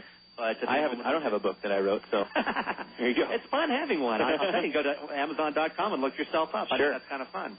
There's a 3-1 pitch. Slaps that one out in the left field in the gap in front of Coles. Here comes a throw in to Dallas Morris taking up the relay there. And looks like a single for Ryan Crew. Now runners on first and third for the Brewers with 1 out. And coming up to the plate here for the Brewers, top of the lineup, Darren Ford. And from the batter's perspective, he hit it too hard because they got to the left fielder so fast that on second to nothing to do. But if anyone would like to have an autographed copy of Joe Mock's Ballpark Guide, it has full color pictures of all the ballparks of a couple of years ago. And all they're beautiful and everything. Which I do all the photography myself and do all the writing myself. If anyone would like, there are links through baseballparks.com where they can place an order and they can have me customize a signature if they want to give one to a gift for someone for a birthday or Christmas or something like that. Wow, that's very generous. Okay, up to bat here for Darren Ford for the Brewers. So far he's got strike one and an outside corner fastball from Tim Madison pitching for the Owlz. 0-1 count now, 1 out, runners on first and third. I don't know what else to ask you. Well, John, let me make this observation about the ballpark here. Go ahead. That if fans from the area have not been to a game here yet, they really need to get out here. Yeah. Because this is, I love this level of baseball. You've got young, hungry kids on the way up, good prospects, recent draft choices. It's a lot of fun at this level. I enjoy it much more, say, than AAA baseball. Really? The AAA folks, I live in a town that has AAA baseball in Round Rock, Texas. Yep. But I enjoyed this level much more. And boy, you'd be watching the game in just the most beautiful setting. I mean, you can't beat the view, you can't beat the food, you can't beat the amenities, and bring a radio so they can listen to you and Chris. Oh, for sure. Thanks. So 1 and 2 in the count now for Darren Ford. Here still at bat for the Brewers. Runners on first and third. Score still tied 3-3 here in the top of the fourth inning. Here's the 1-2 pitch. Slaps that one out into right field in the gap. Just getting past Billy Boyer at second base. And another run scored in for the Helena Brewers here.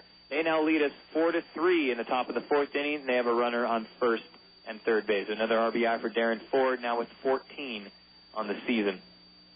And the Brewers are working hard to try and get their run total up to their error total. I mean, they've almost gotten there now. Has to be even by the end of the night, then it's okay.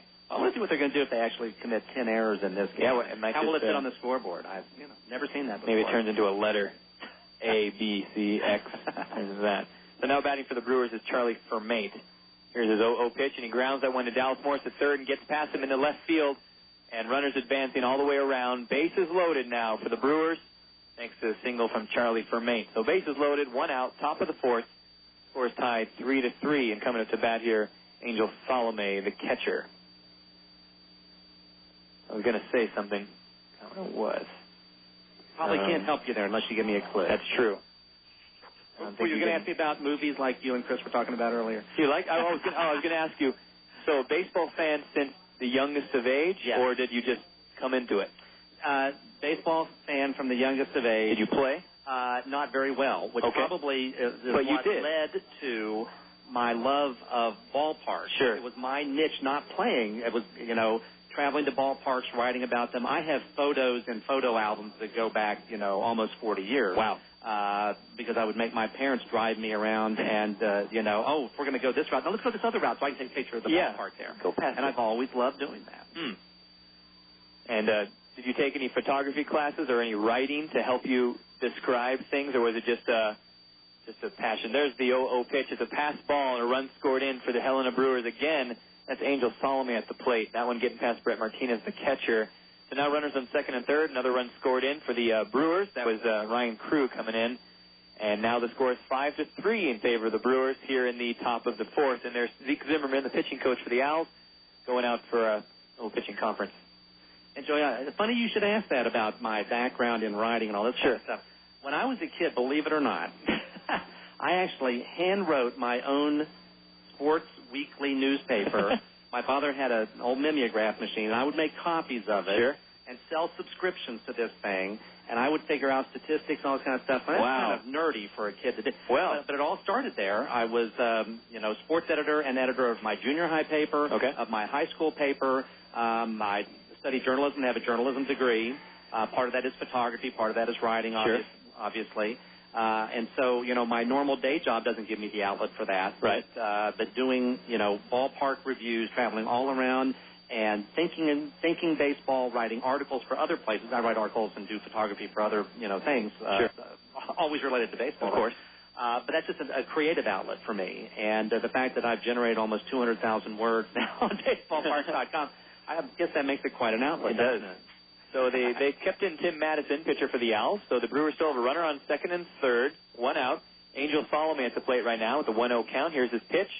Another one outside, fastball, ball two. Almost hitting the dirt there. 2-0 count now for Sálome. And the Brewers are now ahead of us 5-3 here in the top of the fourth. Got runners on second and third. Looks like they're going for the pitch out. And Martinez is on his feet. There it is. And looks like they're going to walk Ángel Sálome and load the bases again. So the 3-0 count now for Sálome. He's from New York, had a double, then a single. Came in batting .427. That's the league. That's the team leader, and he's up there in the Pioneer League standings. So there's ball four for Sálome, and they walk him. Bases loaded now again for the Helena Brewers here in the top of the fourth. And now coming to the plate, Brendan Caton, the right fielder. And secretly, the Owls have their fingers crossed behind their backs, hoping for a double play. They can take care of this. Yes. But, it really did strike a chord, though. That's been the most fascinating thing to me because I bought the domain name baseballparks.com years ago, back when you could still buy a domain name. They all weren't taken. I had no idea that it would get to the point where about 200,000 people a year would visit the site and it would lead to a book and everything. been amazing to me, but one thing it has said that there still is a love for baseball in this country, right. and baseball fans really care about the facilities in which the game is played. Yeah. Every call I receive when I'm working in the front office is, where am I sitting, and how, you guys have cup holders out there, you guys have, and most parks I've seen, though, don't have the, like you were talking about, the concourse upstairs. Mm-hmm. Most of them you have to keep climbing everywhere you go, especially to the press boxes. So 1-1 count now for Brendan Keaton now batting for the Brewers with bases loaded. Another one curveball outside, ball 2, 2-1 count now. And I've been on some treacherous climbs up the press boxes that heater on the on a roof or with something. wooden stairs and One in Amarillo had this old. They brought in a spiral staircase. They must have taken out of a house that was being demolished or something. Sure. And then you crawl your way up to the and finally get into the press box. And it wasn't worth the trip, let me tell you. When you got there. There's bats living in there and stuff like that, probably. And 3-1 count now for Brendan Caton with 1 out. Bases loaded for the Brewers here in the top of the 4th. They're leading us 5-3.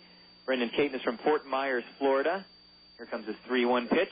Gets a hold of it, grounded to Dallas Morris, and it bounces out of his glove there. Another run scored in.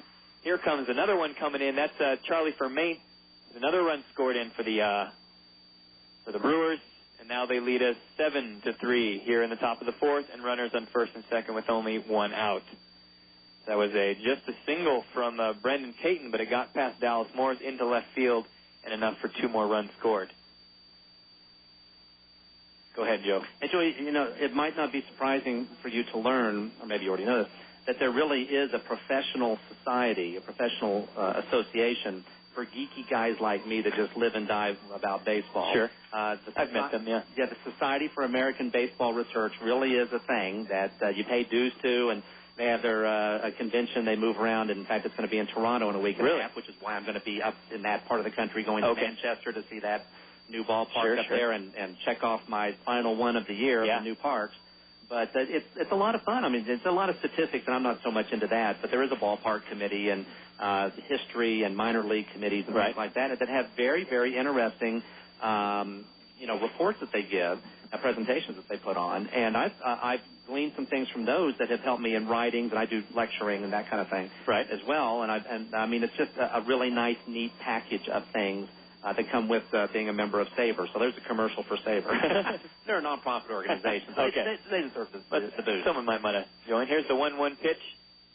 Inside corner with a fastball, strike 2. 1-2 count now for Gamel. Now the bat right now for the Brewers. Runners on first and second, 1 out. Brewers now leading 7-3 here in the top of the 4th, thanks to a couple RBIs from Brendan Caton. And still pitching out there for the Owlz is Tim Madison. Here's a 1-2 pitch to Gamel. Fouls that one off, strike 2. I'm sorry, still strike 2. But but it also tells me that the popularity of the book, the popularity of the website, of the articles I do, and those kinds of things, and lectures and things, that that baseball fans are a literate bunch too, and they sometimes go to a bookstore and look at the number of books there about baseball. Well, you have to be smart. I learned that quickly. Compare that to the number of books about hockey and football and everything else. Very true. There's the 1-2 pitch, and Gamel slaps that one out into right field in front of right fielder Rosario. There's a throw in. No more runs scored in that one, but now bases are loaded again for the Helena Brewers with only 1 out, single for Mat Gamel. So coming to the plate now for the Brewers is Ken Holmberg, the second baseman. Bases loaded, 1 out, top of the 4th inning. It's kind of been 1 out for a long time. It has. Sometimes it just takes a while. The Brewers have scored 6 runs in the top of the 4th inning here. And I don't like to talk about that. Still looking for that elusive double play. Right. It'll come. It'll be there one of these times.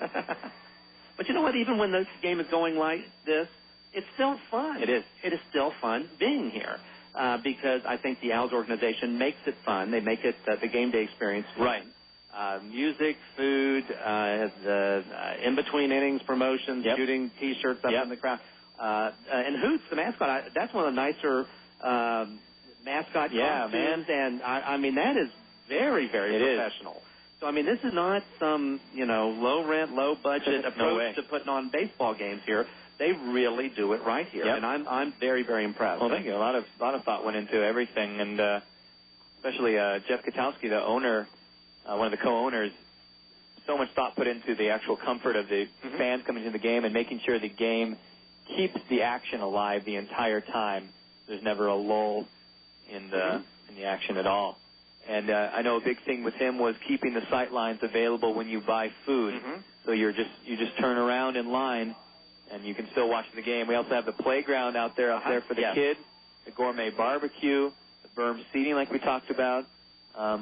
We can seat about 2,200 people in the fixed seats like Vega was saying, and then the berm can seat another 2,000 if we had to. And it's a very nice crowd tonight. Yeah, it is. So, I mean, I'm very happy to see the way the fans have reacted, the way the attendance has gone up this year. And I'm one of these geeky guys that actually follows these things. Sure. You know, I look at the minor. I am in the minor league baseball website. I cannot count the number of times every day. I have it as the number one link in my browser. I'm there, and I'm looking up stuff all day long. Of course, I'm supposed to be thinking about insurance every once in a while. That's my day job. That's okay. Mine is York.com, so it doesn't matter anyway. That's with her. So still one out for the Brewers here. Runners on first and second. At the plate right now is Ken Holmberg. And Holmberg's got the 0-0 count. Here's his pitch. And swing and a miss and an outside curveball, strike one for Holmberg. We've had a pitching change for the Owls. Now pitching that's Lennon Murillo. Now pitching for the Owls. Lennon Murillo with make sure that's him before I start yabbing and jabbing. That's him? Okay, good. Murillo came in the game, record of 0-3, 5.51 ERA, 16 and a third innings pitched, 16 strikeouts on the season. And Murillo comes in here in the top of the fourth, with the Brewers leading 7-3. There's the 0-1 pitch over Holmberg's head there. He had to duck down for that one. Ball 1 1-1 count. So runner still on. Bases are loaded again. I forgot about that guy over there. That's Sálome on there in third. So bases loaded. Here's the 1-1 pitch to Holmberg. Outside fastball, ball 2. 2-1 count now. Usually I was by myself for a little bit for an on-the-road game, so I would just fill in the time in between with my own, just talk to myself, say things. But then I had Chris join me in the booth here. Here's the 2-1 pitch. Outside fastball, and runners stay. There's no room for them to go. Martinez was quick to get on top of that one, catcher for the Owls. So the 3-1 count now for Holmberg. And Joy, I won't put you on the spot and ask, who gave you better responses, yourself when you were talking to yourself or Chris. So, and I'll just leave that unanswered. Well, most of the time I listen. You know, what you're looking for in a middle reliever to come in this kind of position is just stop the bleeding. You can't put more runners on. You can't, walk folks. There, that was good. 3-1 pitch, strike 2, an inside fastball, getting them 87 miles an hour. Hard swing and a miss. So 3-2 count now for Ken Holmberg, hopefully trying to get out of this inning. The Brewers only have one out, and bases are still loaded for them. We've seen this happen before a lot where the Brewers come back in a big way. They'll be ahead, Oh, man, there it is. Inside curveball, just missing the inside corner, and ball 4. So Holmberg gets walked, bringing in another run scored in. That's Ángel Sálome coming in for a run scored. And now the Brewers lead 8-3 over the Owls here in the top of the fourth. Bases loaded again. Still only one out. And how long has it been? If that missed, that did not miss by much. No, an inch or two, maybe, I'd say. So now batting for the Brewers, Agustin Septimo, the designated hitter. And he's got walked and then single his last at bat. Here's his 0-0 pitch. High fastball inside, ball 1, runners stay. This is the best time of the night when we see the sun setting and the purple and the pink mountains out there. All the seats have been covered in shade. It's just beautiful. I can't take it. Here's the 1-0 pitch to Septimo. Pass the ball, runner goes. Here comes a run scored in for the Helena Brewers. Now they lead 9-3 over the Owls here in the top of the fourth. Runners now on second and third base. Ball 2 for Septimo. Man, this it's almost like a joke. But you know what? Bad joke. Not a long time to talk about ballparks. True. Such in this inning with 8 runs on the board. Sometimes it moves too fast for us to get in a word edgewise. I've been in those innings, boom, boom, boom, 1, 2, 3. Right. Joe, it's been nice having you on. Thanks for coming, yeah. Oh, okay. 2-0 count now for Septimo. Here's his pitch. Another high fastball outside that time, ball 3. 3-0 count now for Septimo. Now, Joey, we were talking about some of the perilous press boxes. Sure. Warner Fussell is the highly honored, longtime broadcaster in the New York area who does some play-by-play for the Brooklyn Cyclones.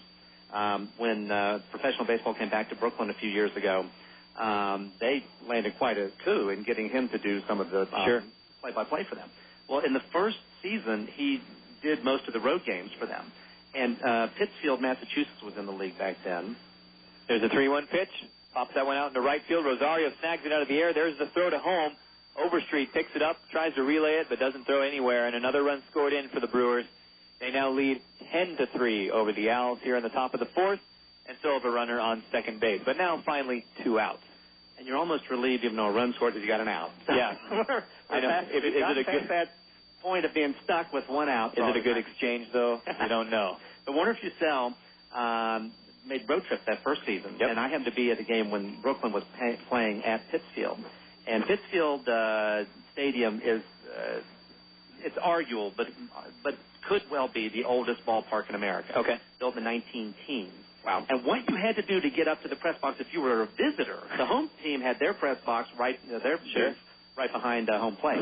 There's the 0-0 pitch to Ned Yost now batting. It goes past shortstop Heinley Stacia into left field, and looks like another run scored in from a double from Ned Yost. And now the Brewers lead 11-3 over the Owls here in the top of the fourth. And now a runner on second with 2 outs. You'd think I'm kidding the way we've been talking about another, and that's real. It's really happening where we are here. Well, we also know that the scoreboard cannot handle double digits for runs in an inning. True. Because now it's gone from 9 to 0. Oh, now it's it has rolled over. Yeah, 1 and a 0. Wow. Holy cow, I've never seen that in my entire life. Here's the 0-0 pitch to Ryan Crew, now batting for the Brewers. Runner on second, 2 outs. Brewers now leading 11-3 here in the top of the fourth. But what the visiting broadcast team had to do in Pittsfield was crawl up a ladder, and I'm not kidding, crawl across the roof of the old ballpark to get into this rickety old broadcasting booth up there. And to see, Warner Fussell is not the spring chicken, and to see such a highly decorated sports broadcaster as Warner Fussell climbing this ladder and crawling, I've never seen it. It made an impression on me. But, of course, that was the last year for that franchise in Pittsfield. They moved to Troy, New York the next year. Here's the 1-1 pitch, another slap. This one caught by Overstreet out of the air in a line drive, and that is out number 3 finally. That ends the horrible top of the fourth inning. Brewers leading 11-3. Come on back, everybody. Pioneer Radio and Sports would like to thank the following businesses who are committed to customer service. This Owlz broadcast brought to you in part by Ray's American Car Care Center, by Frederico Landscaping, exceeding your expectations since 1980, by the United States Air Force, Cross, Into the Blue, by Bay Ling Insurance Agency, Payson's hometown agency for over 30 years, and by Triple T Heating and Cooling, comfort from our family to yours. Okay, I have got to know. How do you keep your house so clean? You have pets and kids, and yet your house is always spotless. So tell me, what's your secret? It's no secret. It's the Clean Home. I have them come in once a week, which saves me from cleaning on the weekends and gives me more time with the kids. The Clean Home is one of the best investments I've ever made. For daily, weekly, or monthly service, give them a call. They're in your yellow pages and online at thecleanhome.com. The Clean Home, because we all have better things to do.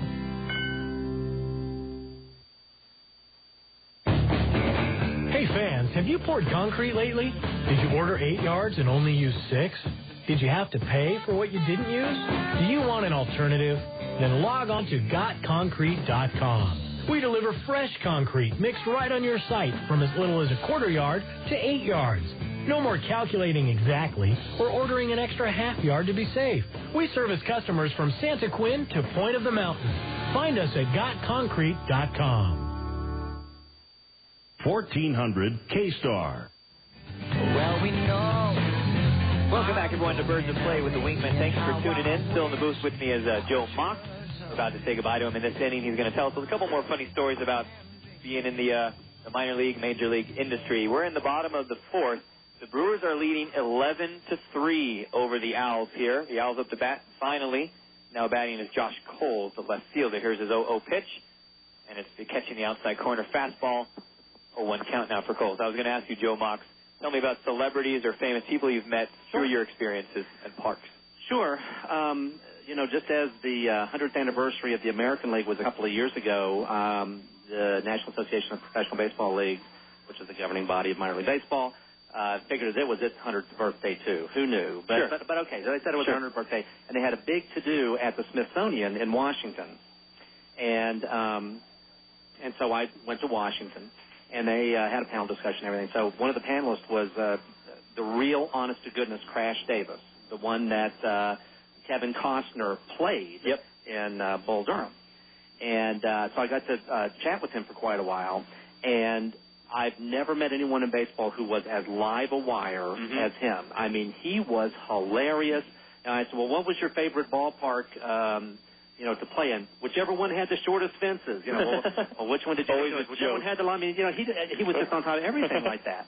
And the 2-2 pitch there to Coles is an inside curveball catching the corner. Coles watches it go by and strikes out looking. Good gracious. So 1 out now for the Owls. Here in the bottom of the fourth. Brewers still leading 11-3.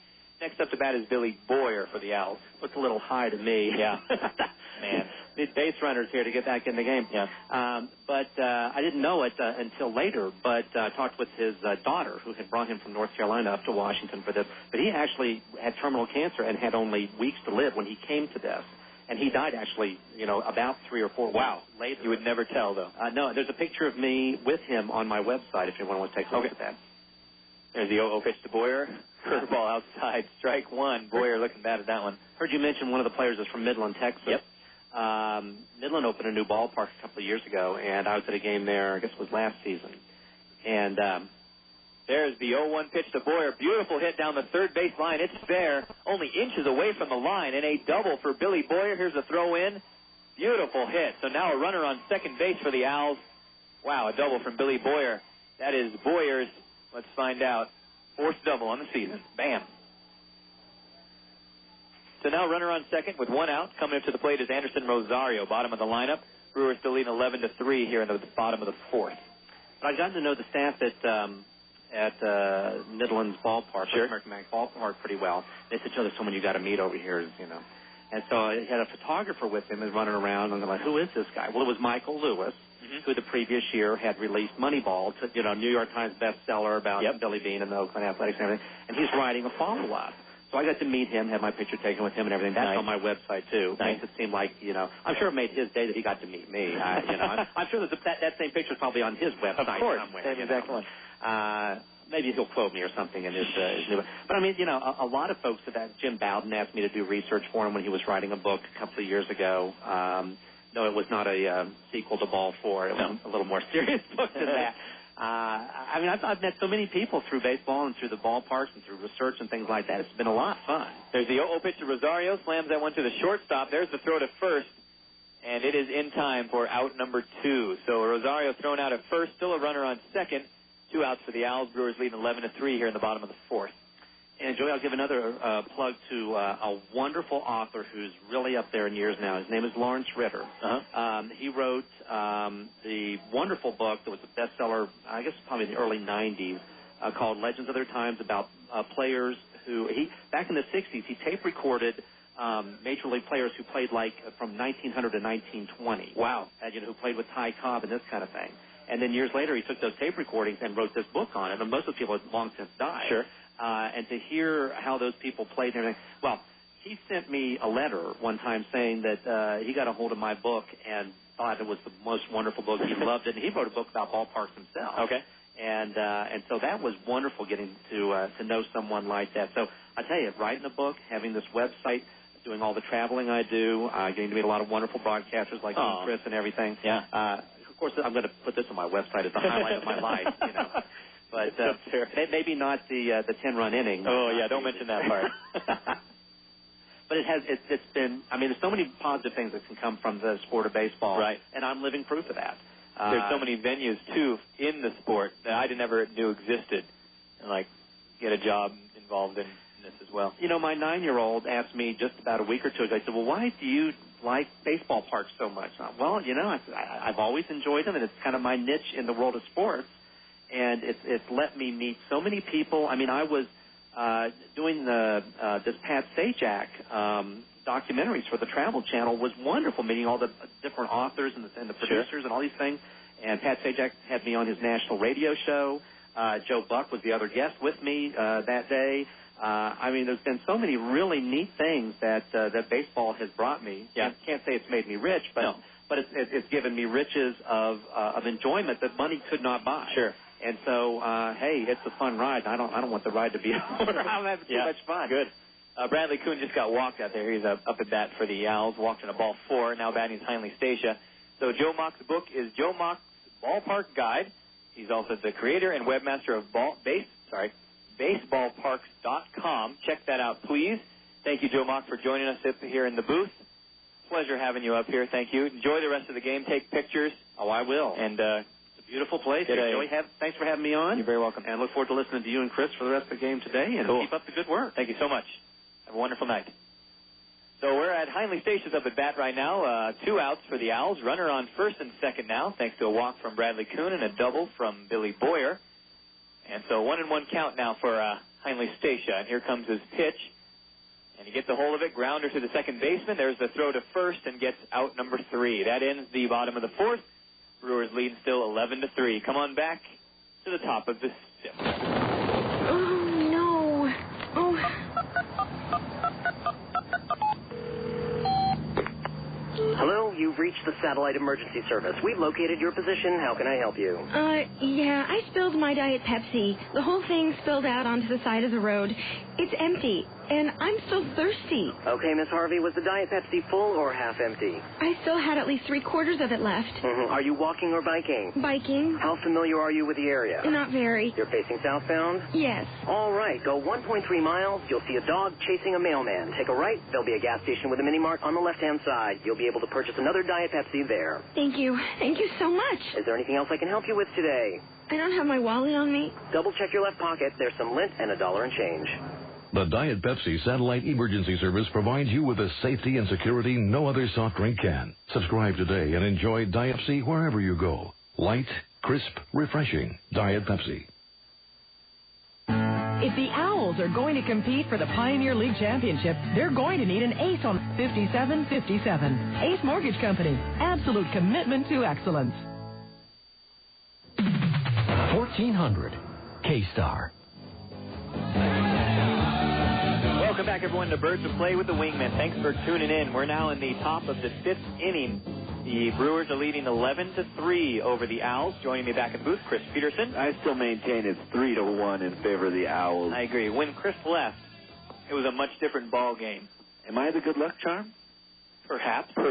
We will find out if they can score 8 runs in the next 3 innings. I'm just thinking, thank goodness that John was here to tell baseball stories. Joe Muck. Because that would have been just a terrible inning to broadcast. But scoring 10 runs in 1 inning, well, they're trying, the scoreboard keeps flashing back and forth. Doesn't have room for a 1-0. 1-0, 1-0. Well, I say it says 0. And if you're the team that scores 10 runs in an inning, well, you scored 0 runs because no scoreboard is operating to put 10 runs up there in a single inning. So you've done yourselves a disservice, Brewers. Oh, the first ball, fastball, and Darren Ford shows bunt, but then has to hit the floor because it comes right at his head. Right over him. Okay, so Darren Ford up at the bat right now for the Brewers. Top of the 5th inning. Still pitching out there for the Owls is Lennon Murillo. And here comes the 1-0 pitch to Ford. So far, Ford has struck out swinging, grounded out, and had a single. Here's his 1-0 pitch. Another fastball, this time inside, ball 1, ball 2. 2-0 count now for Ford. You know, as Joe leaves us now and talks about he's going to put our experience out there and maybe write up a little bit about us on the website. I'm a little uncomfortable. He talks about the architecture and the dimensions. It sounds like he was an appearance kind of person. We like the outside. With me, it's the inside that counts. You know, that's my. He's talking about the building, not quality. You, Chris. Chris, you're a fine person. What are you all worried about? There's the 2-1 pitch. That one's outside for ball 3, outside curveball. So 3-1 count now for Ford. Here comes his 3-1 pitch. Way inside, ball 4. That one he having to duck back for. Fastball, 91 miles an hour inside. That one almost lost by Brett Martinez. Had Ford been a little bit more wary of the situation, he would have hustled down to first base and maybe had second base there, too. Martinez had to chase that almost to the dugout for the Owlz. I think Ford was more angry that it almost hit him. So he's like, I'm just taking first. Just get me out of this batter's box of doom. So no outs yet for the Brewers here. Runner on first, and now batting Charlie Fermain. Here comes his 0-0 pitch. Another fastball inside. And this one, Fermain just gets out of the way for, scooting back. Ball 1. 1-0 count now. No outs yet. Runner on first. Brewers have at bat here with Fermain. Still no home runs in the game. It was all done on singles last inning, wasn't it? Yeah, singles and walks. There's the 1-0 pitch. Get him an outside corner with that fastball, strike one. 1-1 count now for Fermain. Fermain has grounded out, struck out, and had a single as well. Came in the game at 346. Last played with the Helena team. Here's his 1-1 pitch. Swing and a miss on an outside curveball, strike 2. 1-2 count now for Fermain. You know, yesterday you asked, why do you pull a pitcher? And we talked about a few reasons. But one we didn't say was, sometimes they'll pull a pitcher and then be sorry about it later. When is it too late? And maybe it would have been more successful leaving Hawkins in to get himself out of the jam. And there's swing. That was strike 3. Yeah. Swing and a miss. Swung on that one going outside. So that's out number 2 for the Brewers. No, is that out number 1? What's going on? Yeah, that's out number 1. Interesting. Okay, so the Brewers now with 1 out. Runner on first. Brewers still lead 11-3 here in the top of the 5th. And now batting for the Brewers, number 53, Ángel Sálome, the catcher from New York, New York.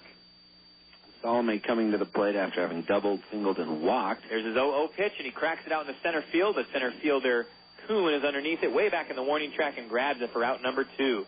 So 2 outs now for the Brewers here in the top of the 5th. They still lead 11-3, and now batting for the Brewers, Brendan Caton, the runner on first base. I got to say, I'm impressed with such a small idea like that. I'm going to go visit every baseball park in America, write a book on it, then keep updating on a web page. And, of course, he says that's not his day job, but it's a fun job and something that's provided him with fun experiences. There's so many small ideas like that. I've wanted to go visit at least the major league ballparks in America. There's the 0-0 pitch, fastball outside, just catching the corner for strike 1, 0-1 count. I've always wanted to eat at all the In-N-Outs in California. Oh, that would be awesome. Because there's only all the same thing on every menu there. Exactly. There's the 0-1 pitch, another fastball outside corner, strike 2. Swing and a miss on that one. 0-2 count now for Caton. 2 outs, runner on first. I wonder if we've got any listeners out there who are going In-N-Out. What is In-N-Out? In-N-Out is a strictly California fast food chain. True. Well, I guess they hit Las Vegas, too, now. There's the 0-2 pitch, fouled that one down, still strike 2. In-N-Out is a restaurant that only serves burgers, fries, drinks, and milkshakes. That's it. That's the only things on their menu. And there's only 3 burgers, am I right? Yeah, a hamburger, a cheeseburger, and a double cheeseburger. Yep, that's it. I suppose you can get the 4x4, but that's the secret. You can get any amount of meat. I've heard of 29 by 29. Really? Some guy ate. There's the 0-2 pitch, swing and a miss on an inside curve, strike 3. So Caton goes down swinging. That's out number 3. Ending the top of the 5th. Brewers still leading 11-3. Come on back. Are you hungry for great tasting Mexican food? Take a time out and stop by a local Beto's. Have you tried our burritos and chimichangas? People are voting Beto's food as numero uno in Utah. Beto's has 15 convenient locations in Utah. Most of our restaurants are open 24 hours to satisfy your craving anytime. Check us out on the web at betosmex.com. Stop by any participating Beto's location and receive a Vote for Beto's punch card, which could entitle you to free food. Huli frijoli. It's Beto's time. I'm here at Utah Valley State College with new President William Cederberg. Mr. Cederberg, why is UVSC your choice? UVSC is my choice because it's a dynamic institution. The faculty are very strong. It's located in a community with strong values, a community committed to higher education, and I think the future is extremely bright here. So as I look at it, I really didn't want to go to a school that was just maintaining the status quo. I wanted to be a school that was in transition, that was exciting, that was happening. Okay. As president, what are your plans? My largest job as president is to help the school and the members of this UVSC community establish a direction for the future and then to go out and rally support for that direction. I think the future is extremely bright, and UVSC is definitely my choice for the future. 1400 K-Star is KSRR Provo.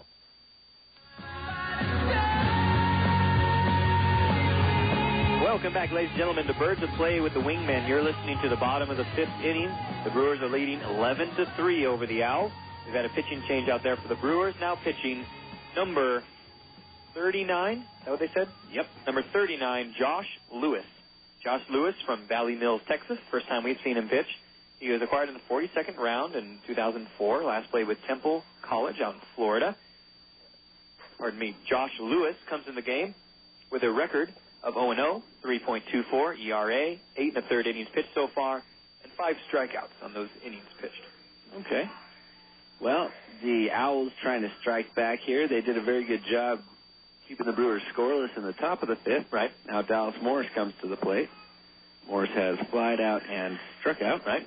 Here's his 0-0 pitch, and he fouls that one down the third base line there for strike one. 0-1 count now for Morris. No outs yet, no runners on base. Morris from Opelousas, Louisiana, came in the game at .326, up there in the Pioneer Leagues with 29 RBIs. Extra base hits. Yes, extra base hits as well. And there's a base hit. There it is, the 0-1. Two. Down the third base line, way back into the dirt back there, and looks like Morris coming into second. There's the throw. Safe at second base. A double for Dallas Morris. A beautiful hit down the third base line there, and he made it to second. No problem. And that was the leadoff batter now. Yeah. Runner on second.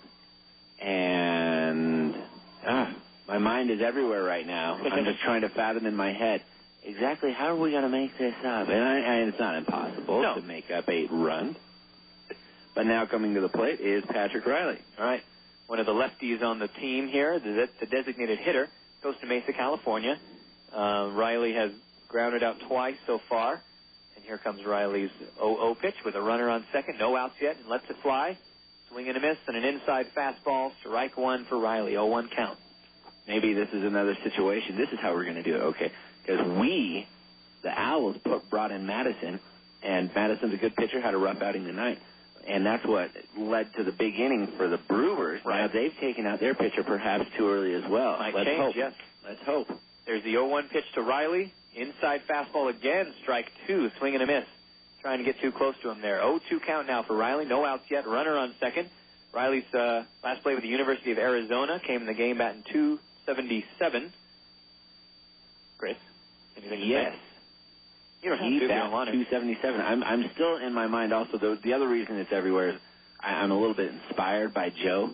Yeah. And what do I want to do? What do I want to see out there? That's just... There's the 0-2 pitch inside curve all that time. Ball one. 1-2 count now for Riley. I did a lot of surfing growing up. Right. Maybe I'd like to go see a number of beaches. One of my favorite movies, 1994, Endless I believe Summer. it was, Endless Summer 2. Endless Summer 1 is also very good. Back in 1960s, I believe 69. And Endless Summer 2, the theory is, it's summer somewhere in the world year-round. And so you get these two surfers. They traveled around the world chasing the surf and chasing all their favorite spots and chasing the summer. There's the 1-2 pitch to Riley. Fouls off there. Still strike two. You've seen Dogtown and Z-Boys. It's an older movie. They made a newer one called the Boys of the Lords of Dogtown. The Lords of Dogtown. Not as important, but in other words, it's about the surfers that turned into skateboarders that started surfing. Cool. I've heard about it. Very cool stuff. So 1-2 count now for Riley. No outs yet. Runner on second. Here's the pitch. Gets a hold of it. Slapper line drive right to the shortstop Ryan Crew on the Brewers. Oh, 2 outs now for the Owls. You pounded your fist on the desk. That's how. Oh, gosh. I'm a very big fan. Well, I just like to see good plays, and when a good play is crushed by a glove, by the simple action of lifting a glove, and that ends it all, that makes me mad. Yeah. So 2 outs now for that's only one. What is wrong with my head? Some kind of a struggle, perhaps, a diving at least play. make him work for it.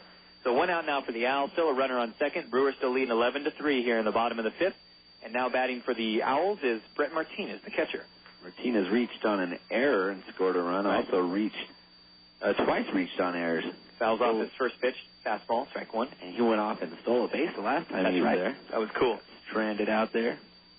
Martinez from Redlands, California. Last played with the Mesa Angels and the Provo Angels. Came in the game batting .338.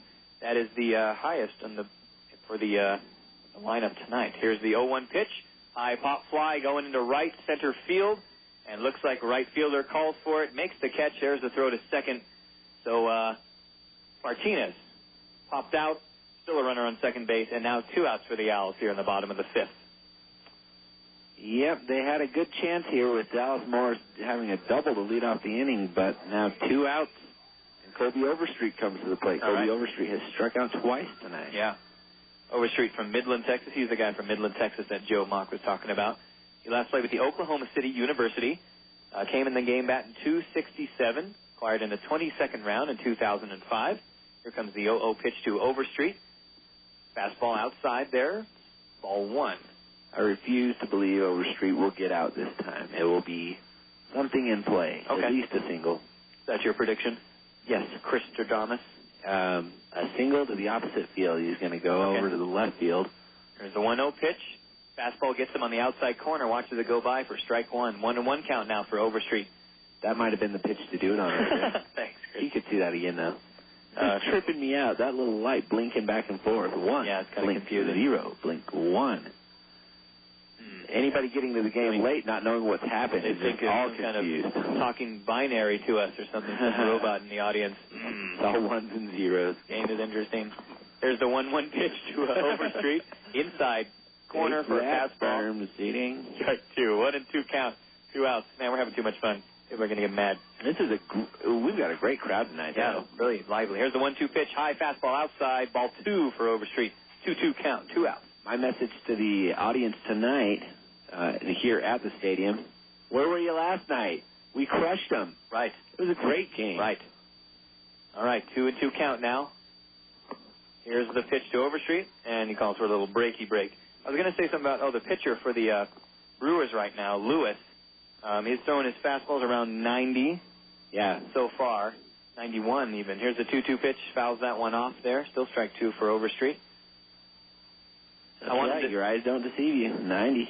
I want Overstreet to hit it into the freeway so we can say that one went Overstreet. Oh, good point. But, well, it might happen. You wouldn't have to make it exactly the freeway. Just the frontage road. The frontage road, exactly, passing right next to us. There's a 2-2 pitch, swing and a miss, and an inside curveball, strike 3. Yeah, what do I know? Overstreet strikes out swinging, getting the 3rd out. That ends the bottom of the 5th. The Brewers now leading 11-3 over the Owls. Come on back to the top of the 6th after this. One of the unsung heroes at the ballpark is the groundskeeping crew, and it's up to them to ensure the field looks its best on game day. While your yard may not take the same pounding as the turf at a baseball stadium, it still deserves professional care. More Utah County residents rely on the pros at Frederico Landscaping Incorporated. They're now celebrating their 25th year of providing custom residential landscaping. For all your landscaping needs, including water features and grounds maintenance, you can rely on Frederico Landscaping. See their work online at fredericolandscaping.com. Insure both your car and home with us through Auto Owners Insurance, and we'll save you money. That's right. With Auto Owners multiple policy discount, when you insure both your car, home, mobile home, or condominium, we'll save you time and money by consolidating all of your insurance needs with the no-problem company. Auto Owners Insurance. For a free comparison, contact Western States Insurance Agency in Spanish Fork on Center Street across from City Park. Western States Insurance. Our customers are first class, just like our service. Find us in the yellow pages under insurance. Tacos. Burgers. Tacos. Burgers. What about pasta? No time. Sure there is. At Fazoli's, we can build our own pasta starting at just $2.99. It's super fast and super fresh. In about the same time as it takes for a greasy burger, we can build an Italian masterpiece like spaghetti and spicy marinara. Spicy marinara? Yep. Fazoli's. Cool, let's pick up Cindy. Karen. Cindy. Naomi. Fazoli's. Faster, fresher, better. 1400 K-Star is KSRR Provo. Welcome back, everyone, to Birds of Play with the Wingmen. Thanks for tuning in. We're now in the top of the 6th inning. A very long game so far, and a horrible... one long inning in particular. Horrible top of the 4th, where the Brewers scored 10 runs. They lead us 11-3 here in the top of the 6th. The Owls have taken the field. Still pitching out there for the Owls. Oh, we have pitching today. That's Rafael Cruz. Now pitching for the Orem Owls, Rafael Cruz comes into the game, record of 0-0, 7.2 ERA, 10 innings pitched, and 7 strikeouts on the season. Didn't we see Rafael Cruz last night? Not last night. The night before. 1 or 2 nights. 2 nights before. I have no concept of time.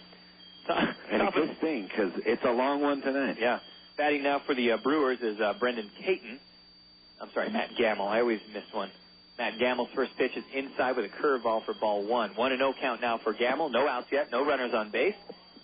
And here comes the 1-0 pitch to Gamel. Gets a hold of it. Slapper to the shortstop, Heinle Stacia. Makes the falling catch. What a beautiful catch there. Slipping in the wet dirt. Oh, that's Albano. Albano has taken Heinle Stacia's spot at shortstop. Yeah, the defensive change there. Wow, and Albano makes the catch out there on the dirt, getting out number one for the Brewers. So that's one out now here in the top of the sixth. Brewers still leading 11-3. And now batting for the Brewers, number 64, Ken Holmberg, the second baseman. Got a couple of scores around the league for you. Up in Great Falls, the Idaho Falls Chuckers lead the Great Falls White Sox 3-0 in the third. All right. In Ogden, the Missoula Osprey lead the Raptors 4-3 in the fourth. There's the 0-0 pitch to Holmberg. Beautiful pitch. Curving on the outside, getting the corner, strike one. 0-1 count now for Holmberg. I didn't think I'd ever see this. There was a rain delay up in Casper, where the Rockies and Mustangs, they've gotten underway finally, and it's a 1-1 tie in the second. There's the 0-1 pitch. That one catching the outside corner as well. Watching it go by for strike two. 0-2 count now for Holmberg. They're also showing the parent clubs on our sheet here. The Milwaukee Brewers are playing the Cincinnati Reds in a slugfest. It is 11-7 in favor of the Brewers in the eighth inning. Beautiful. There's the 0-2 pitch. Another curveball. Swing and a miss. Strike three for Holmberg. Holmberg strikes out swinging thanks to Rafael Cruz with his first strikeout of the night. 8 on the season. And now 2 outs for the Brewers here in the top of the sixth. Brewers still leading 11-3. No runners on base. And now batting for the Brewers, Augustine Septimo. Well, these things are moving along now. True. Line out, strike out. What I find this interesting, the Brewers in the the major leagues have 11 runs tonight, and the Brewers down here at their single A level have 11 runs tonight. Weird, man. That is just strange. Wow. You're now entering the zone. It's not of sight and sound, but of mind. The Brewers, a team in Milwaukee, the same score as the team in Helena. Here's the 0-1 pitch to Septimo, inside curveball, ball one. 1-1 count. I like that guy, Rod Serling. He wrote all those episodes. Really? And then they needed a person to voice over them, and he's like, he couldn't find the right person to get the right sound he wanted, so he says, I'll just do it. There's the 1-1 pitch, grounds that one down the first base line to Overstreet. Overstreet run, makes the tag, nice, and gets out number 3. That ends the top of the sixth inning, nice and quick. The Owls now behind, still with the Brewers, 11-3. So come on back to the bottom of the sixth after this. Welcome to the Pepsi Theater Minute. Today, the story of Langusto and Pesto. Ah, Langusto. Oh, pesto. Cacciatore, lasagna, gorgonzola. Oh, linguini, la carbonara, calzone. Scalupini, tortellini al pomodoro, bruschetta, prosciutto, ricotta. Pepsi. Pepsi, cappellini, salame, pancetta, Pepsi, mortadella. Calzone, Pepsi. Pepsi, ravioli, scalopine, minestrone, prosciutto. Pepsi e scalopine. Linguini, cannelloni, maccheroni, gnocchi, gorgonzola. Gorgonzola, Bologna. Spaghetti. Antipasti. Parmigiano, provolone, mozzarella, Pepsi. Langusto, calamari. Langusto, Pepsi. Pepsi, food's good. Pepsi, it's the cola. After watching the Orem Owls hit home runs all night, it's time to have a great reason to run home. Nothing beats a Love Sack waiting for you. Oversized sacks from Love Sack may look like huge bean bags, but they are filled with extra soft Durafoam and come in a variety of designer covers ready to match any lifestyle. But just like the Owls, a Love Sack is something you've got to see in person to really appreciate. Come sack out for yourself at the Love Sack store in the Riverwood Shopping Center in Provo, or any of the other locations across the Wasatch Front. For the original and still the best oversized sack, there's only Love Sack. 1400 K-Star is KSRR Provo. Welcome back, everyone, to Birds of Play with the Wingmen. Thank you for tuning in. We're in the bottom of the sixth inning. The Brewers are leading 11-3 over the Owls. Still pitching out there for the Brewers, number 39, John Lewis. Am I right? Yes. Josh Lewis. Josh Lewis. And coming up to bat this inning for the Owls, we have change in the lineup. Mike Hughes now batting for Colby Overstreet. Yes. The last one we left that up. Josh Coles. For Coles. Okay, so Hughes coming in for Coles now, pinch hitting. Hughes batting here in the bottom of the 6th. Hughes comes in the game. See if I can find some info about him. Oh, he's on there. He's batting .213, 4 RBIs, no home runs yet on the season. And here comes the 0-0 pitch to Hughes. No runners on base yet, no outs. And lets it fly. And fouls that one off there. Strike 1 for Hughes. You're looking for his hometown and such? I think I can find it on Hughes, here. Wait. Let me guess. He's not from Costa Mesa. He's from, he is Willowick. Willowick, Ohio. Am I right? Willowick, No, Ohio? that's Brad Kuhn. Oh, I'm sorry. Illinois. I can't find him on here. I'll look on this one. So Mike Hughes up at the plate right now. He is from Hoffman Estates, Illinois. That's it, Illinois. Last play with the Provo Angels, acquired in 2004 for the organization. So far, he's got another curveball inside for ball 1. 1-1 count now for Hughes. And here comes his pitch. High pop fly fouled over the right field wall. Strike 2 for Hughes. 1-2 count now. Hughes, one of those players that splits time in the outfield, a lot more shifting around in the outfield than the infield. Usually we see our same four. I've got hiccups. Usually we see our same four patrol the infield. And and lots of shifting around in the outfield. That's what I'm getting at, shifting outfield. There's a 1-1 pitch, swing and a miss on an inside fastball. Hard swing on that one, and strike 3 for Hughes. So Hughes strikes out swinging, and now 1 out for the Owls here in the bottom of the 6th. Brewers still leading 11-3, and coming up to bat now for the Owls, number 7, Billy Boyer, the second baseman, batting left tonight.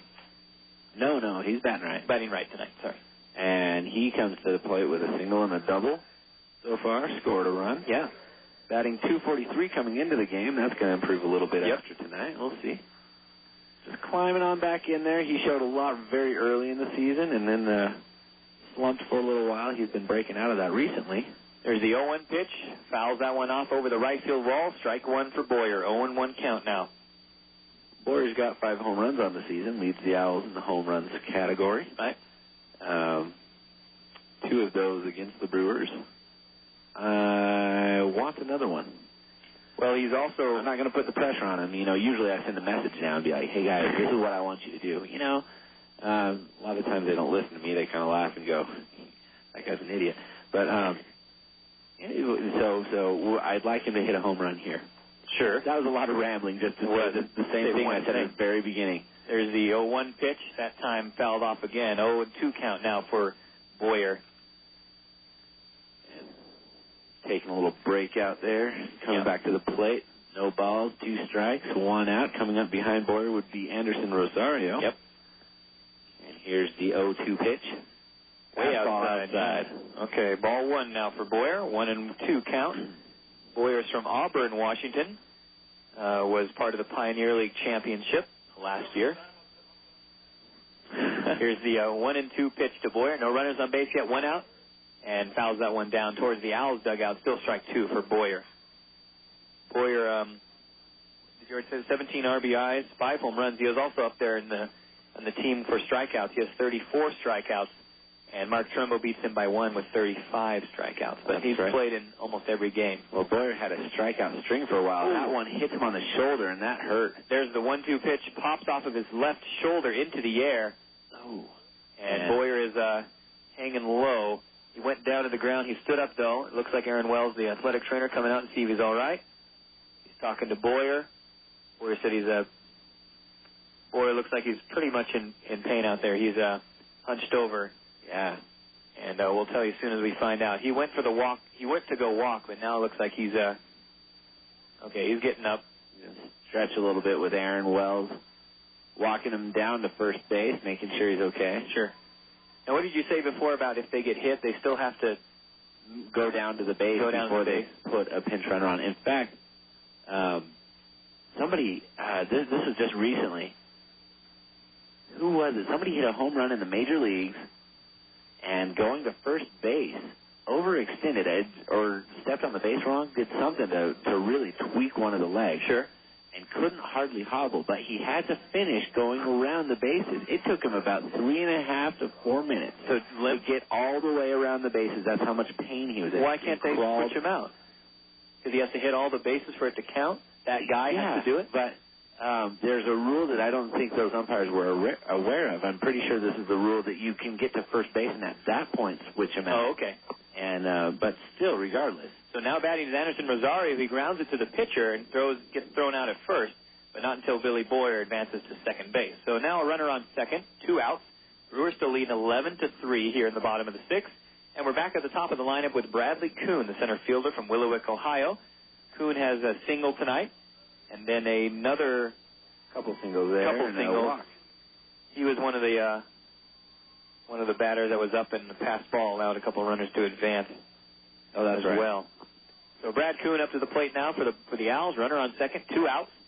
Bottom of the 6th inning. Here comes the 0-0 pitch to Kuhn. Gets a hold of it, slapper down to the shortstop, picks it up, makes the throw across the diamond to first base, and gets the out at first base. That is 3 outs. That ends the bottom of the 6th. Brewers still leading 11-3 over the Owls. Come on back. Everybody wants to be recognized for their accomplishments. From Little League to the pros, Employee of the Month to Salesperson of the Year, awards are a great way of saying you're a superstar.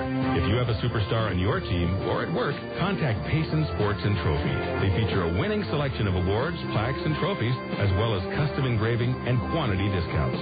Find them in your Yellow Pages or stop by at 15 East 100 North in Payson. Payson Sports and Trophy, blue ribbon quality and service. Out and Back is your Utah Valley source for all your family's outdoor adventure needs. Serving Utah County for over 17 years. We have a wide stock of excellent gear and clothing from Mountain Hardwear, the North Face, and Sierra Designs, along with the Valley's largest selection of Chaco sandals. Whether you go camping, climbing, hiking, or mountaineering, we have what you need. Let us take care of you. Out and Back, 1797 South State Street, Orem. Bring in your Owlz ticket stub within 7 days after the game and get up to 3 pair of our $14.95 Quick Dry Nylon River Shorts for only $4.95. Or mention this ad and get 2 pair of $6.95 outdoor socks free with any purchase over $20. When a medical emergency occurs, the minutes it takes for help to arrive can be the most important minutes in saving a person's life. Do you know what to do in a life-threatening situation? Save a Heart of Utah provides daily private and public classes in CPR and first aid, including the new automatic external defibrillator. The classes are interactive, practical, enjoyable, and may just be the most important 2 hours you ever spend. Make sure you know what to do in an emergency. Call Save a Heart Utah at 582-7114. 1400 K-Star.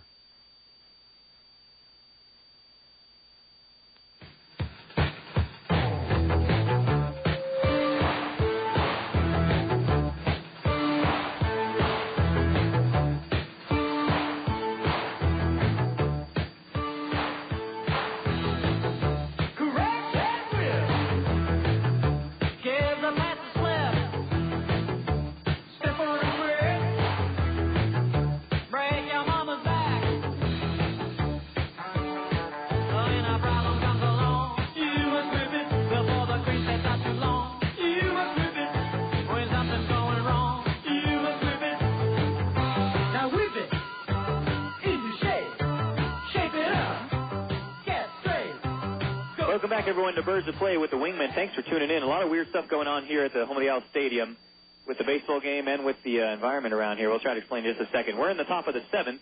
The Brewers are leading 11-3, and now batting for the Brewers is Ned Yost, the 4th. Here comes his 0-0 pitch. Inside, fastball. Didn't check his swing in time. Strike 1. 0-1 count now for Yost. We informed everybody that Marco Albano had come into the game for shortstop, and I'm positive he was at shortstop. Now, Heinley Statia's back at shortstop, but Albano is on third base. So since they couldn't take him out, they had to just take out Morris and give him the third base. Yeah, but I didn't see Statia in there unless for some reason Statia was on third. And possible. That's what we would notice. I would hope so. So the 0-1 pitch to Yost, he fouls down for strike 2. So there's the 0-2 pitch, another one fouled off. 0-2 count now for Yost. No outs yet, no runners on base. The Brewers up at bat now. Ned Yost from Marietta, Georgia. So far tonight has struck out. Single RBI and a double. Batting .300 coming into the game. Last play with the University of Wisconsin at Oshkosh. Acquired as a free agent this year. Here comes Yost's 0-2 pitch. Inside fastball. Ball 1. 1-2 count now. However, Billy Boyer does stay in the game after being hit by the pitch. It looks like he's okay. That's his stay at second base. That was his catching arm that got hit. That's right. So I guess it's better if just got to be able to throw it.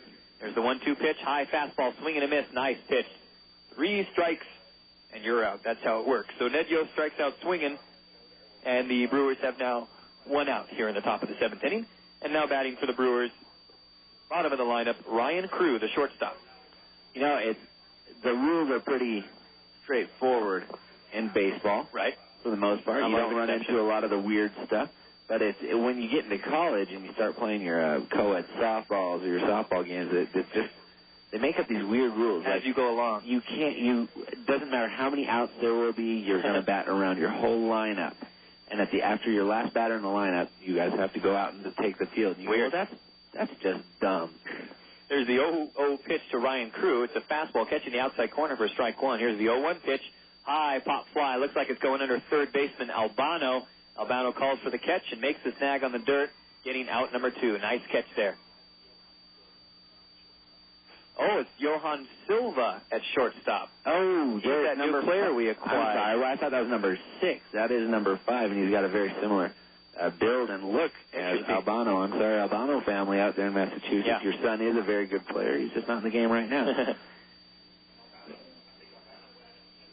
Yeah, Albano is in there on third. Oh, okay, that's Silva at shortstop. He's number 40, Silva. We just acquired him yesterday. And now up to bat here for the for the Brewers, Darren Ford. First pitch is a curveball catching the outside corner for 0-1 count. So we've been corrected all the way around. We've got Albano is in the game, and that's why it makes sense that Heinle Stacia is out of the game. Yeah. And we have Silva at shortstop. The 0-1 pitch grounds to Albano at third. There's the throw across the diamond and gets him out at first base. 3 outs now for the Brewers. That ends the top of the 7th. Brewers still leading 11-3. Come on back. This is the true story of flying wolverines. Once there was a smart doctor named Dr. Smart. One day at Utah Valley State College, Dr. Smart met some wolverines who wanted to learn to fly, but they had no wings. Dr. Smart said, I can give you wings, and he started a professional flight school for the wolverines. He saw how the industry was growing, so he made room for more wolverines in his school. Soon he had a full staff of instructors and a fleet of aircraft to help teach hundreds of wolverines in Utah Valley. There were hundreds of other wolverines, though, living all over the country who wanted to learn to fly at such a great school. Dr. Smart told them, wings for you, too. Then he did something very unique. He made aviation courses available online. Suddenly, wolverines living far away could train at flight schools right in their own backyards and earn their bachelor's degrees from UVSC. Today, thanks to Dr. Smart and UVSC's Global Aviation Program, there are flying wolverines all over the world.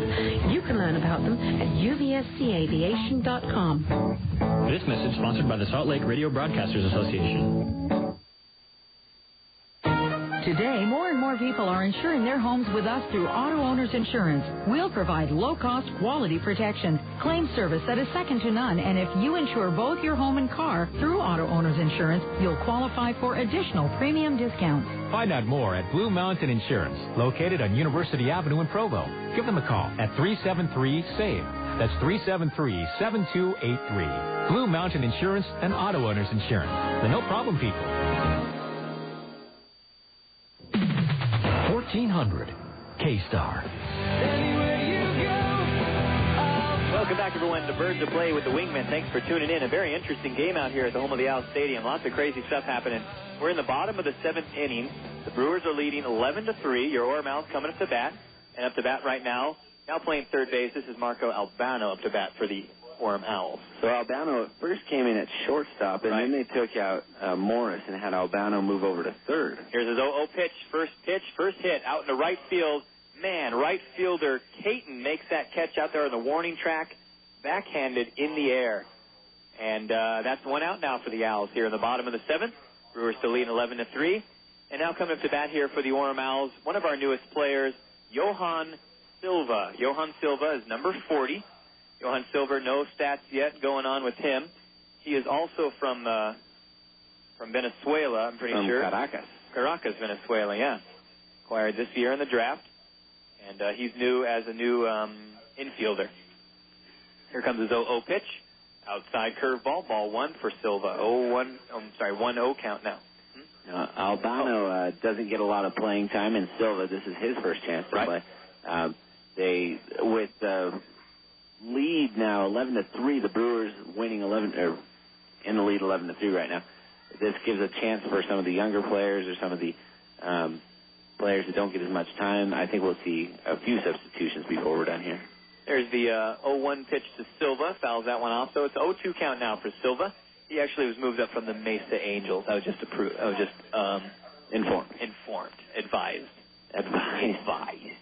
They advised me that he moved up. You know, usually advice is something that you get to act upon. True. Not just being informed. Not just hear it. Right. Here's the 0-2 pitch. Curveball outside, ball 1. 1-2 count now for Silva. 1 out. No runners on base yet. Silva provides another left-handed bat in the lineup for the Owls. Here's his 1-2 pitch. Fouls that one off again. Still strike 2. 1-2 is the count. And that one came back onto the field, so they're going to take a small pause as the bat boy runs out there and cleans up the mess. What's this ball doing out there? That doesn't belong. You only get to play with one. Wouldn't that be an interesting game? It's a 2-ball. Yeah. 1-2 count. 1 out. Here comes the pitch to Silva. Another one fouled off over the grandstand. Still strike 2. 1-2 is this still the count out here? What if they put like 4 or 5 pitchers out there? Each of them throws the ball. You just got to hit one of them. You know, pick the one. I'm really curious to know how they came up with these specific rules. We're going to have 9 fielders. Right. And 9 batters, and this is how you do it. There's the 1-2 pitch, outside curveball, ball 2. 2-2 is the count now.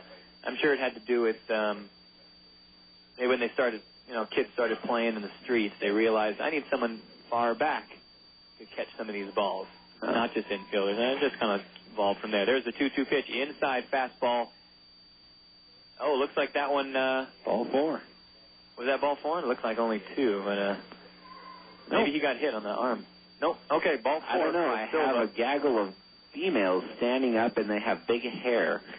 So it is blocking my view. I'm going to say it was ball 4. It's like an 80s video outside our window out here. It is. It's like the Twisted Sister or something. Or Madonna's surrounding cast for Material's Def Girl. Leppard, maybe. So, runner on first base now. But not Devo. Not Devo. They have short hair and flower pots in their heads. Runner on first, 1 out. Now batting for the Orem Owls is, oh, man, I'm really confused now. Patrick Riley. Okay, Riley. We're back at Riley. Okay. His first pitch, he fouls off for strike 1. 0-1 count now for Riley. Yeah? What's going on with the scoreboard up there? Didn't he just hit? Maybe I missed it. Patrick Riley? Yeah. No. That was Silva that hit. No, I mean, just now. Oh. Didn't he foul one off? Yeah, they're just really late to get into it. Okay. 0-1 count. Here comes the pitch to Riley. Foul that one off as well. 0-2 count now for Riley. 1 out. Runner on first base. Riley tonight so far has struck out, grounded out, and another ground out. He last played with the University of Arizona, acquired in 2004 for the organization. Riley does have 1 home run on the year, only 4 RBIs. He's got a runner on base there. Silva's on first base for the Owls. Here's the 0-1-0-2 pitch, and fouls that one down as well. So still strike 2. 0-2 count now for Riley. Now the scoreboard caught up. We're too good. I guess this is describing the whole picture here. So you see what's happening on the field and also the mistakes of the scoreboard operator. That's such an experience. That's right. You get it all. We're biting our fingernails, too. There's the 0-2 pitch. That one fouled over us. Still strike 2. And the girls screamed because it almost went over their heads. And one of them actually just put her hand against the window. Was there a message on that, like, I love you, Joey, or something? No. It was all sweaty. It was something about a radio guy. The girls think they're so hot. Next pitch fouled down. Oh, gosh. Fouled down the first baseline. Still the 0-2 count for Riley. 1 out. Runner on first base. It's finally dark out here at the home of the Owlz Stadium. It's getting late in the game. We're in the bottom of the 7th. The Brewers leading 11-3. Riley still at the plate right now for the old Owls. Here comes the 0-2 pitch to Riley. Swing and a miss on an inside fastball. Strike 3. So Riley goes down swinging, and that is now 2 outs for the Owls with the runner on first base still. After a long fight, Riley walks back to the dugout and coming to the plate now for the Owls is number 8. Flint Whipke. Wow, another change in the lineup. Flint Whipke now taking Brett Martinez's place, catcher. And so Flint Whipke comes up for the first time tonight. Again, the chance to get at-bats and playing time for some of these. There's the 0-0 pitch, fouls that one off. Strike 1 for Whipke. Whipke came in the game batting .214, 5 RBIs, 1 home run on the season for Whipke. We saw him catch a couple nights ago. Here's his 0-1 pitch. High fastball. Inside, strike 2. Swing and a miss. 0-2 count now for Whitkey. What was the average on Whitkey? 214. That raised a bit. His last appearance, I think he had a couple singles. He only had 28 at-bats. Yeah, not a whole lot. Very little. There's the 0-2 pitch. High pop fly. Caught by the pitcher there. Strike. Out 3. Strike out 3. That is 3 outs. That ends the bottom of the 7th inning. The Brewers still winning 11-3 over the Owls. Come on back. The United States Air Force salutes the athletes competing in today's game. They know in sports, like in life, you have to step up to the challenge to succeed. If you have high aspirations and want to be part of another champion team, join the United States Air Force. You'll receive training in a variety of fields and become part of an elite group of men and women dedicated to the service of this great country. Call 1-800-423-USAF or log on to airforce.com. The United States Air Force. Cross into the blue.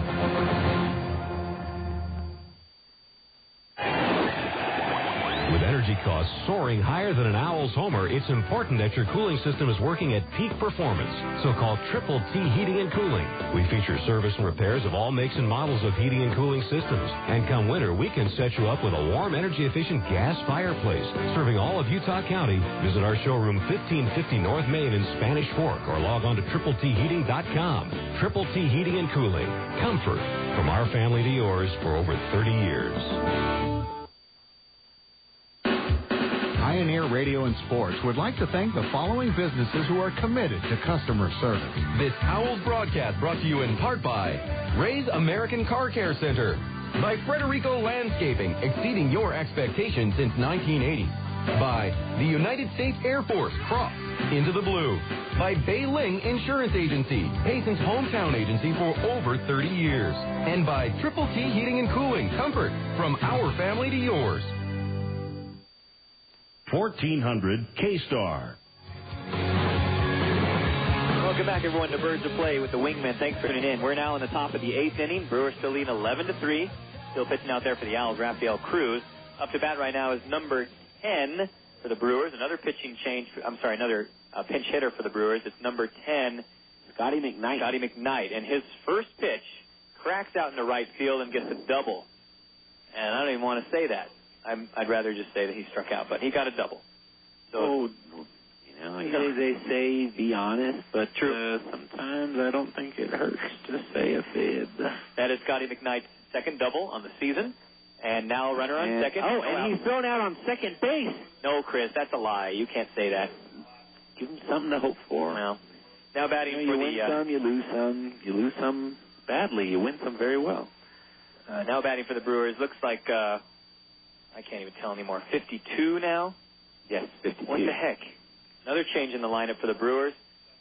This is number 52, Ryan Opdyke from Tucson, Arizona. Really? He's First taking the at-bat. spot of Seen him yet. Ángel Sálome. Okay.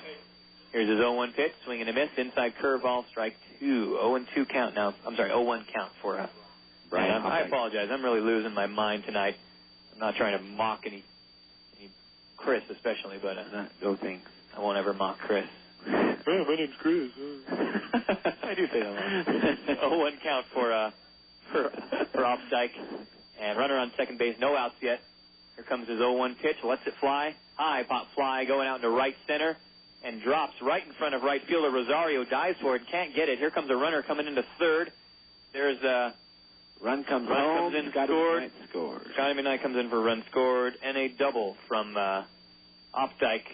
And now the Brewers lead us 12-3 here in the top of the 8th inning. And looks like he was thrown out at second. No, he's handed in his shin guard. Okay, so now a runner on second base still with no outs. And now the Brewers leading 12-3 here in the top of the 8th inning.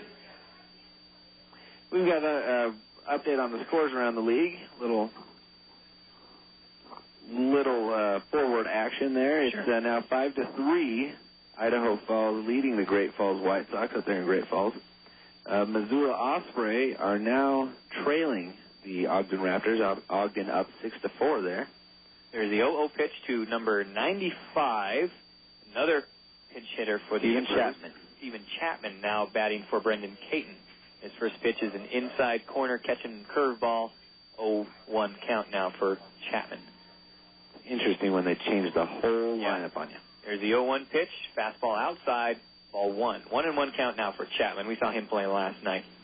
The Ogden game is in the 5th inning. Again, Ogden leading 6-4 right now over Missoula. Casper Rocky is leading 3-1 over the Billings Mustangs. That's in the 6th inning out in Casper. 1-1 count now for Chapman. No outs yet. Runner on second base. Cruz checking his runner. Here's the 1-1 pitch. Fastball this time inside, ball 2. 2-1 count now for Chapman. Chapman is from Marianna, Florida. Last played with the Arizona League Brewers. Chapman came in the game at 254. 3 RBIs, 1 home run on the season. And here comes Chapman's 2-1 pitch. Fouls that one down the first base line. Strike 2. 2-2 count. 2-2 count. No outs. Runner on second. Chapman at the plate right now for the Brewers. Up in the major league level, the Los Angeles Angels playing the New York Yankees still for the weekend, and the Angels up 4-3 right now in the 4th inning against New York. And the Milwaukee Brewers Cincinnati Reds score stands at 11-7. Again, the Brewers, Helena Brewers, being part of that Brewers organization. There's the 2-2 pitch, fouls that one into the grandstands, and still strike 2. 2-2 count still for Chapman. I've got to say, I'm very impressed by the Angels at the major league level. The Yankees, you can't ever count them out, even though they had a rough start to the year. They are still the Yankees. To hold them down to just a couple of runs and squeak out. Yeah. The Angels have been very good against the Yankees, very good against a lot of teams, leading the American League West. There's the 2-2 pitch. Another one fouled off. Still strike 2. 2-2 count still for Chapman. No outs yet. Runner on second. I had somebody yesterday tell me that the Angels were the flavor of the month in the major leagues. I went to Angels. Like they're a passing phase. Well, they're hot right now. Everybody wants to like the Angels, but they're not. That real deep-rooted fan base. There's the 2-2 pitch. High, deep fly ball out in the right field. And that one is over the right field wall. A home run for Stephen Chapman off his 2-2 pitch. That one about 320 feet out of here over the right field wall, bringing in 2 runs scored. So 2 RBIs for Stephen Chapman now with 6 on the season. And the Brewers now lead us 14-3 here in the top of the 8th inning. And they can't leave Cruz out there for much longer. They've got some action in the bullpen. That looks like Mike Pete warming up down there. All right. When I say these scores and everything, I sound like a father, like talking to his son. We now are behind 14-3. Go to your room and think of what you've done. Fault. No, it's not their fault. It's just a bad game. Why is it when I think of the worst thing to say to a kid, I always go to Home Alone, and the uncle goes, "Look what you did, you little jerk." Like he calls his son a jerk. Is that even his son? It's his nephew. Oh, his nephew, that's right. I could never call my niece or nephew a little jerk right in front of their own parents. Now batting for the Helena Brewers. Another change in the lineup here. Number 48, Michael Bell. We saw him last night. Michael Bell, first pitch, he fouls off. And his first 2 pitches, he fouled off down the first base line. 0-2 count for Bell. No outs yet. No runners on base. Thanks a lot to that home run from Stephen Chapman. There's the 0-2 pitch. Chapman.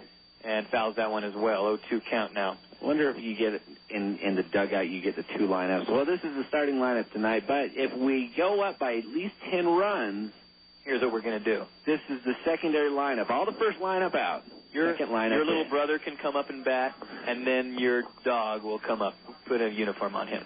0-2 count for Bell. Here comes his pitch. Gets a hold of it. Slapper right into Albano's glove, but it pops over. And that went into left field. So a single for hard hit. They rule it an error. I'm sorry, they rule it a hit. Okay, good. That one just got past Albano over there at third base. He jumped and dove for it, but couldn't get a grab on it. So no outs yet. Runner on first. And now batting for the Brewers back in the normal lineup. Number 64, Ken Holmberg, the second baseman. So after 4 changes, they thought they had enough of that. They're going to leave Holmberg in there. Okay. He struck out twice tonight, walked and singled. Scored 2 runs, drove in 1. Here comes his 0-0 pitch. Grounds that one down the third baseline to Albano. There's the throw to Boyer at second. Gets the out at second. Overthrown to Trumbo at first.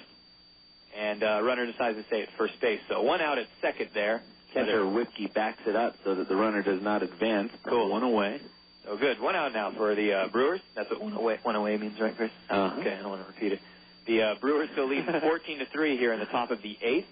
Runner on first, and now batting for the Helena Brewers, Augustine Septimo, the designated hitter. Augustine Septimo started tonight, and they're going to leave him in.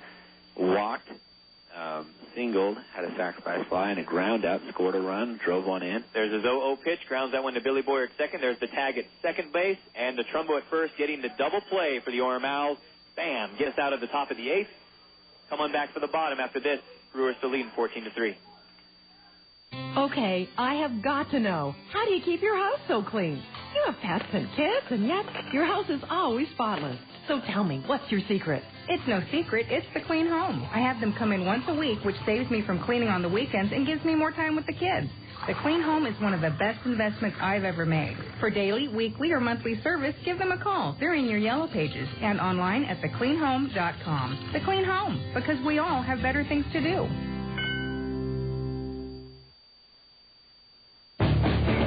Hey fans, have you poured concrete lately? Did you order 8 yards and only use 6? Did you have to pay for what you didn't use?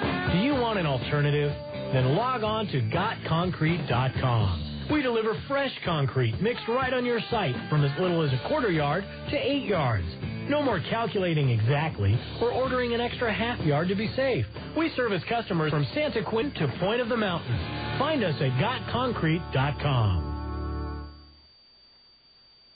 If the Owlz are going to compete for the Pioneer League Championship, they're going to need an ace on the staff to lead the way. If you're thinking of buying a home or refinancing, you need an ace of your own. Look no further than Ace Mortgage Company. Our creative loan consultants offer the best terms and unsurpassed professional service. We ensure you get the loan that best suits your needs. Give us a call today at 426-5757. That's 426-5757. Ace Mortgage Company. Absolute commitment to excellence. 1400 K-Star. Welcome back, everyone, to Birds of Play with the Wingman. Thank you so much for tuning in. We're having a great time out here at the home of the Owlz Stadium. The only bad part is the Brewers are leading 14-3 over the Owlz. It picks up another 3 at the top of the 8th inning there. It's very disheartening. We won the game last night, and tonight not looking so good. We're in the bottom of the 8th. The Orem Owlz coming up to bat here. Colby Overstreet ready to get up there. Looks like still pitching out there for the Brewers. Same guy, Lewis. Josh Lewis? Josh Lewis. Am I right? No, let's see. 16. Nope. Looks like another pitching change for the Brewers. And now pitching for the Helena Brewers, number 16, Ryan Marion. Ryan Marion from Kernersville, North Carolina. Acquired in the 8th round in 2003.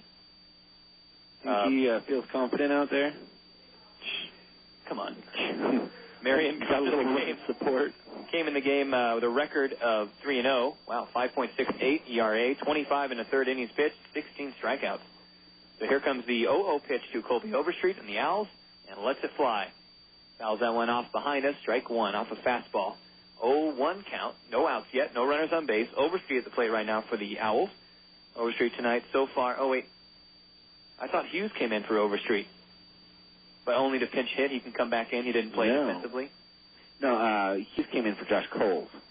Oh, sorry, yeah. There's the 0-1 pitch, high pop fly out into foul territory. This one just behind the home plate, and the catcher... Opdyke. Isn't that Opdyke? Yes, catcher now, Opdyke for the Brewers, makes that snag over by the on-deck circle for the Owlz. And that is out number 1 for the Owlz here in the bottom of the 8th. Brewers still leading 14-3, and now batting for the Owlz, Michael Hughes in place of Josh Coles. That's right. Hughes came in to pinch hit for Josh Coles his last at bat, so this is his second at bat for Hughes. Hughes struck out in that first at bat. Taking his time. Yep. Hughes came in the game, batting .213, 4 RBIs, no home runs in the season. Thought he drove in some people. Here's his 0-0 pitch, inside fastball, ball 1. Watch really? No RBIs? Huh.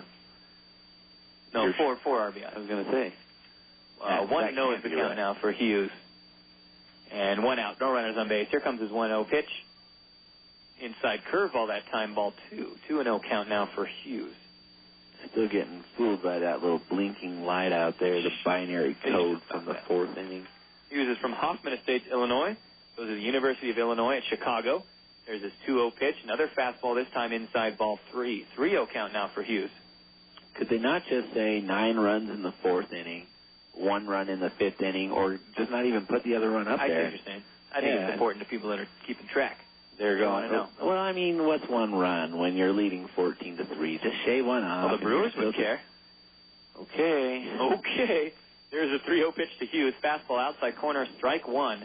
There's a 3-1 pitch, fouls that one off. Now the full count for Michael Hughes with one out, no runners on base. All I'm saying is, how insecure are these guys that they need that one run to feel like better people? Now you're just... I mean, if it's a one-run ball game or a two-run ball game, sure, yeah, keep it up there. But we're talking I see what you're saying. 11 runs here, and if you're that insecure that you still need that run at this point. There's a 3-2 pitch. It's a fastball catching the outside corner. Hughes thinks it's going to go out, but strike three. So Hughes strikes out looking, and now the Owls have 2 outs here in the bottom of the 8th. Brewers still leading 14-3, and now batting for the Owls, Billy Boyer. And Boyer coming up to the plate, being hit by pitches last time up. Got hit in the shoulder. Not doing too bad tonight, though. No, he's got a single and a double besides that. Yeah. Martinez also has a single and a double tonight as well. Does he? I believe so. I wrote an error both of those. Oh, it's both errors? Yeah. That's why. Okay, so here comes Boyer's first pitch. An inside fastball catching the corner. Watches it go by for strike one. 0-1 count now for Boyer. 2 outs. No runners on base yet. Boyer from Auburn, Washington. Auburn. Yeah. Here comes the 0-1 pitch to Boyer. Outside curveball, ball 1. 1-1 count now. So many changes in the lineup tonight that it's... Might as well pull out 2 separate scorecards. Yeah. There's a 1-1 pitch to Boyer. Swing and a miss on an outside curve, strike 2. This one he swung for and reached. Couldn't get it. 1-2 count now for Boyer. Boyer's got a wrap on his left forearm. I guess we could be wrong. That wasn't maybe not hit him in the shoulder, maybe hit him in the forearm. I forgot what the pitch was. I think it was about a 79 curve that hit him on the arm. I forgot. Here's the 1-2 pitch. Outside corner, strike 3 with a fastball. And Boyer strikes out looking. And now the Owls, and now the Brewers are leading 14-3. That's the end of the bottom of the 8th. Come on back for the top of the 9th after this.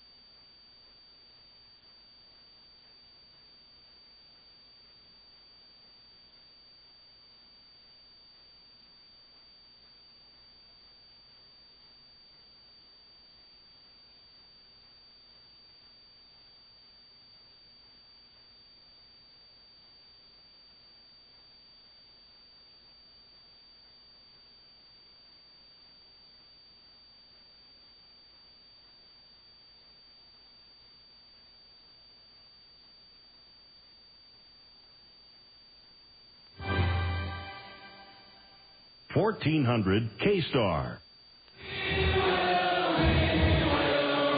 Welcome back, everyone, to Birds of Play with the Wingmen. Thanks for tuning in. We are in the top of the 9th inning. The Brewers leading 14-3, and we've had a pitching change out there for the Owls. Now taking the field. Now pitching Anthony Whittington. He's back from being on the injured list for a while. Anthony Whittington 1-0 record. 3.55 ERA, 12 2/3 innings pitched so far, and 12 strikeouts on the season. This is very good news for Owls fans. Anthony Whittington, one of the only left-handed pitchers we've got on the staff, and a pretty good left-handed pitcher. If you can throw strikes as a left-handed pitcher, that you got a place on a major league team somewhere. And now batting for the Helena Brewers, another change in the lineup. Number 61, Carlos Gallardo. Gallardo from Mission, Texas. His first pitch, he fouls off for strike 1. 0-1 count now for Gallardo. He's taking the spot of Ned Yost in the lineup. There's the 0-1 pitch, pass ball on the outside, ball 1 off a curveball. 1-1 count, no outs yet. So can you tell me anything about Whittington, Chris? Whittington comes from West Virginia, from Buffalo, West Virginia. One of 3 left-handed pitchers on the Owlz staff. Had a couple good outings, had a rough outing, started the year in the starting rotation. There's a 1-1 pitch inside, curveball, ball 2, 2-1 count now for Gallardo. He's got a couple of very good things going for him. One being the left-hander seems to work very well. He's also a very tall guy.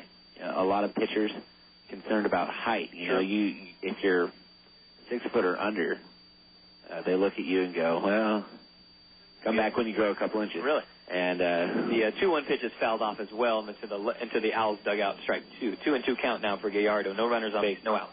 Whittington's longer. He's like 6'4", 6'5". I could be wrong on that, but he is a taller guy. That one a fastball way outside. Ball 3. So full count. 6'5". 6'5". See, nailed it. 6'5". A lot of times when I like to guess, I throw out quite a few guesses to make sure I'm right. You know, he's 6'3", 6'4", 6'5", 6'6", 6'7", 6'8", 6'9", somewhere in there. There's a 3-2 pitch. Another pass ball on the outside. Ball 4 for Gallardo. So now a runner on first base for the Brewers here in the top of the 9th. Brewers still leading 14-3, and now batting for the Helena Brewers, number 57, Ryan Crew, the shortstop, back at the bottom of the lineup for the Brewers. Crew's going to stay in. Crew, one of those batters, or one of the players on the Brewers who does not get a whole lot of playing time. He kind of splits time at second base or third base or wherever he plays. Shortstop tonight.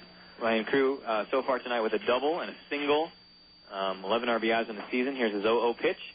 Inside curveball breaking in the dirt there, ball 1. 1-0 count now for Crew. Runner on first. Now, I was talking with Tim DeGeorgis and Dan Hawkins quite a while ago, and I was touched that they took an interest in my child. I've got a son who's almost 6 months old, and there's the 1-0 pitch, curveball for a strike, good pitch. And, you know, he's just a kid, but I'm 6 feet myself, and my wife is 5'7", but she's a skinny little thing, barely weighs over 100 pounds. And when they found that out, they got really worried and said, are you putting protein mix in the formula that you're feeding this child in the bottle? You know, he's not going to have a chance unless he gets some meat on those bones and gets to at least 6 feet or over. And I was like, well, I appreciate it, guys. And DeGeorgis even thought maybe peanut butter was a pretty good step at this age. Make some peanut butter in there really good and heat it up. The 1-1 pitch there for Crew got slapped into the right center gap, and Crew got a single. Now runners on first and second for the Brewers. No outs yet, and now batting for the Brewers, top of the lineup, Darren Ford, now at his 6th at-bat. I've got to make that extra line here. I don't expect a 6th at-bat to come up. So runners on first and second, no outs. Here's the pitch to Darren Ford. Gets him on an inside curveball catch in the corner, strike 1. Watching it go by. 0-1 count, no outs. Brewers still leading 14-3 here in the top of the 9th. And Ford's at the plate right now for the Brewers. Struck out a couple times, couple singles. Batting .337 coming into the game. I'll just want to get through this. Top of the 9th. Want to get to at least at bat one more time, give some guys some at-bats, and call it a night and come back and do some battle tomorrow. There's the 0-1 pitch, curveball inside corner, strike 2 for Ford. 0-2 count now. 2 outs. No outs. No outs. There's 1-2 up on the board, and that's for the strike. I moved it over. I projected it to the other side. Well, in a little bit, it will be 2 outs. True, eventually. Hopefully. That's a terrible projection. So runners on first and second. Ford at the plate right now for the Brewers, with the 0-2 count against them. Ford is from Vineland, New Jersey. Played with the Chippewa team out in Florida. 13 RBIs, 1 home run on the season. Here's his 0-2 pitch. Fouls that one down the third base line there for still strike 2. 0-2 count still. And the Owls would like a strikeout or a double play ball here to advance them in the inning. Perhaps a strikeout and then a double play ball. They can't afford to let him get on base. They can't afford. Right.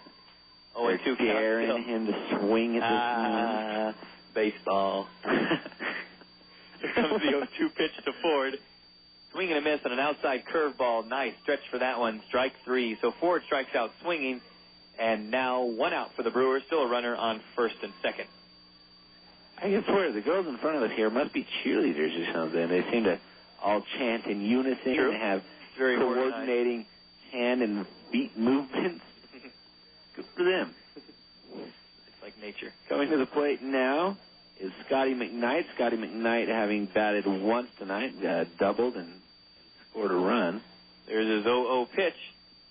Fastball outside corner, watches it go by for strike one. Looked like Scotty McKnight tried to call for time, but it was too late. The delivery was already being done, and he couldn't get around to swing for it. Well, sometimes they'll call time anyways, and the delivery's made, but...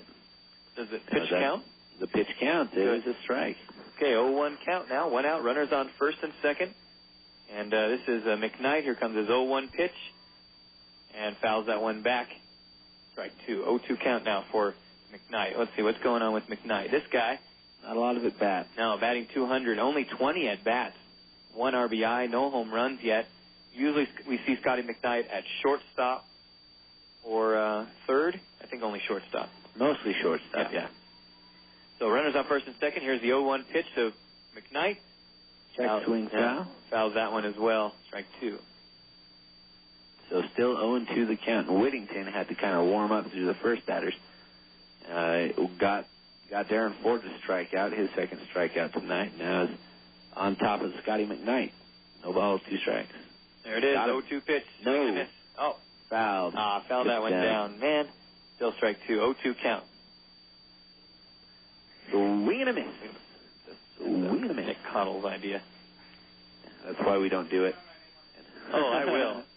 Nick Cottle lives at 801 East, 500 Shoot, North. what is that? Not Center Street, like 4th Street. Here's the 0-2 pitch. Inside curveball, ball 1. 1-2 count now for McKnight. The Scottish Knight. The Scottish McKnight. Yeah. He's 1-2 pitch. 1 out, runners on first and second. Here comes the 1-2 pitch to McKnight. And the pitcher lets it fly. And it hits McKnight. No, I'm not going to do the accent there. That hit him on the back there. And right between the shoulder blades on a curveball inside. And McKnight gets walked as a hit batter. And now bases are loaded for the Brewers here in the top of the ninth with only 1 out. That is the, let's see, for Whittington,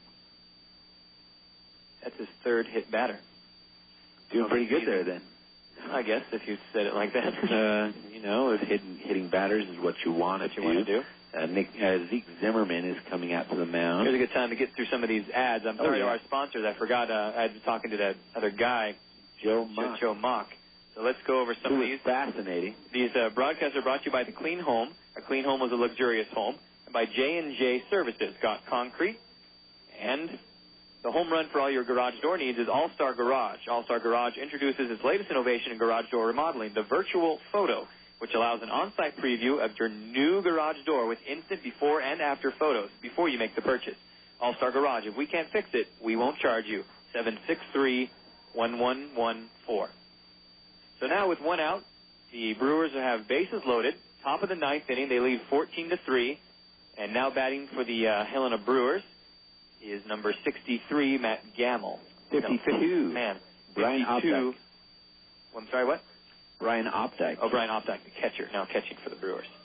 And we still have most of the crowd here tonight. And you might be wondering, it's the 9th inning, and the 14-3 ball game in favor of the Brewers. Why is everybody staying? Well, we've got fireworks tonight, folks. And they love the Owls.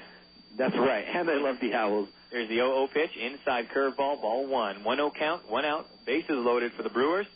Up at bat right now, Opdyke. Pinch. Well, playing catcher now for the right, Brewers. He's coming for Sálome. His second at bat, he doubled his first one. There's the 1-0 pitch, another hit batter. That one, Whittington hit him in the same spot on the back there with a curveball, and so a run scored in from a hit batter. Base is still loaded. The Brewers now leading 15-3 in the top of the 9th.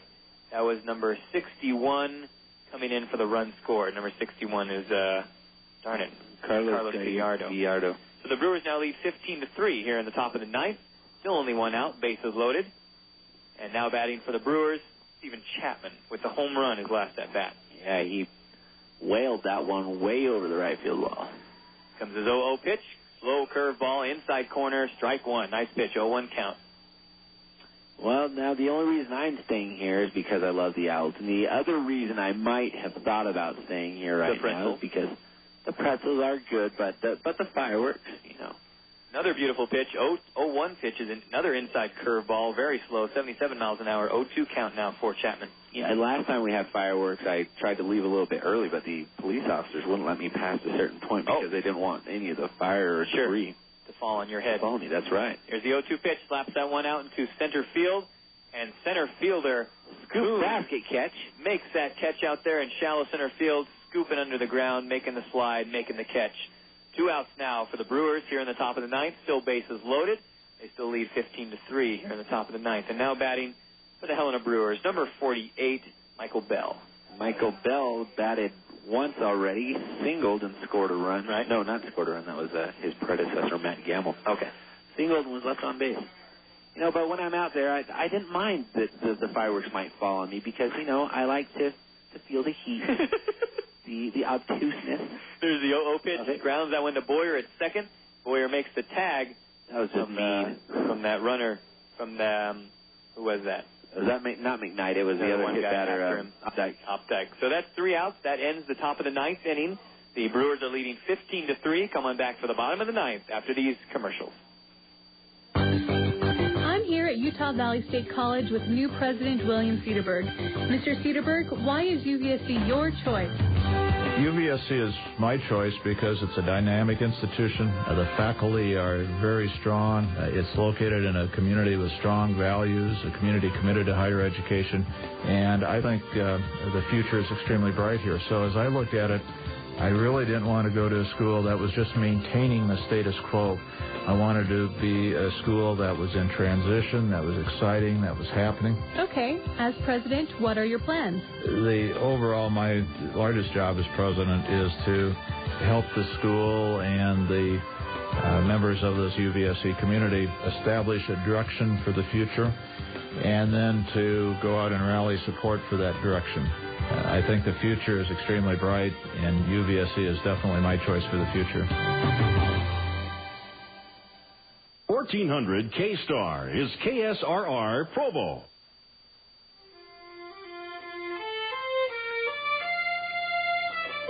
Welcome back, everyone, to Birds of Play with the Wingman. Thanks for tuning in.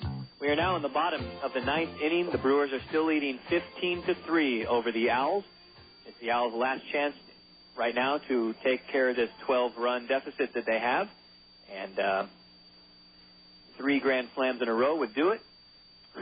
But, you know, that's just me. That's my idea. And why not? Frankly, the Brewers, they've been really lucky tonight. They've got a few lucky hits in there. And it's time maybe it'll swing our way and we can get a couple lucky hits ourselves. Sure.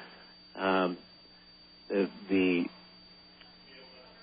almost 10 o'clock here, so almost 3 hours on the game. Yeah. But we got fabulous bats coming up. Yeah. Starting with Anderson Rosario. Yeah, here comes Anderson Rosario to the plate. Can't keep this guy down. No. He's had a couple singles tonight and a ground out, I believe. 2 ground outs, a single, RBI, and a run score. Oh, yeah. So bottom of the ninth, Brewers leading 15-3. Here's Anderson Rosario. No runners on base yet. No outs yet. A home run here would do it. I'm not sure what it would do. It would get us a run. A run. Rosario last played with Liceo. There you go. Nocturno Almirante. What are you going to do without me? I don't know. There's the 0-0 pitch. Slaps that one to the first baseman. Grounder makes the tag at first before Rosario gets there and gets the out at first base. 1 out now for the Owlz here in the bottom of the ninth. Brewers still leading 15-3. And now batting for the Owlz, the top of the lineup, another pinch hitter, this time in place of Bradley Kuhn, Greg Deeney. Greg Deeney now batting at the top of the lineup.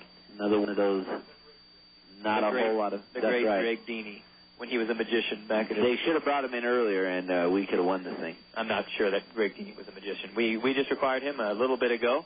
Greg Deeney comes into the game, batting .313. 2 RBIs, no home runs yet on the season. He's brand new to the Owlz lineup. How many switches have we had? 1, 2, 3, 4, 5. 5 of the original 9 batters in the lineup. There's the 0-0 pitch, high fastball outside, checks the swing, ball 1. 1-0 count for Deeney, 1 out. Deeney last played with the Tulane school out in New Orleans. And here's his 1-0 pitch. Gets a hold of it, slapper out in the left center. This one going back on the dirt. Bounces against the wall there. Here goes Deeney past first, on to second. Here comes the throw in. And Deeney with a double.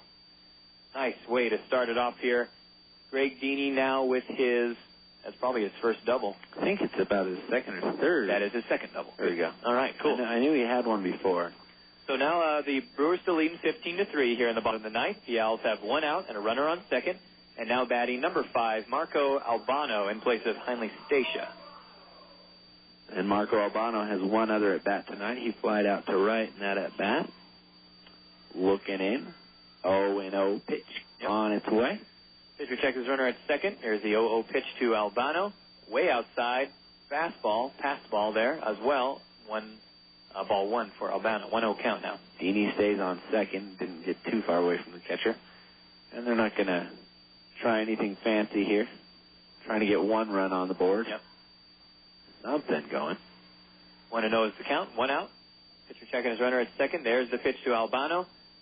Another one outside. Another fastball. Ball 2. 2-0 count now for Albano. Okay. Albano comes into the night hitting 200 to a little bit over that. 267 actually. First home run last night. Yeah. 2-run shot. Now 1 home run on the season. 5 RBIs for Albano. He's had 30 at-bats. Another fastball outside. Ball 3. Missed the same spot. 3-0 count now for Albano with a runner on second. Albano from Arlington, Massachusetts. This kid's going to be good. Young kid. We don't usually get kids straight out of high school, but we got Albano, and he's... There it is. The 3-0 pitch is outside, fastball, ball 4. So Albano gets walked, and now runners on first and second base.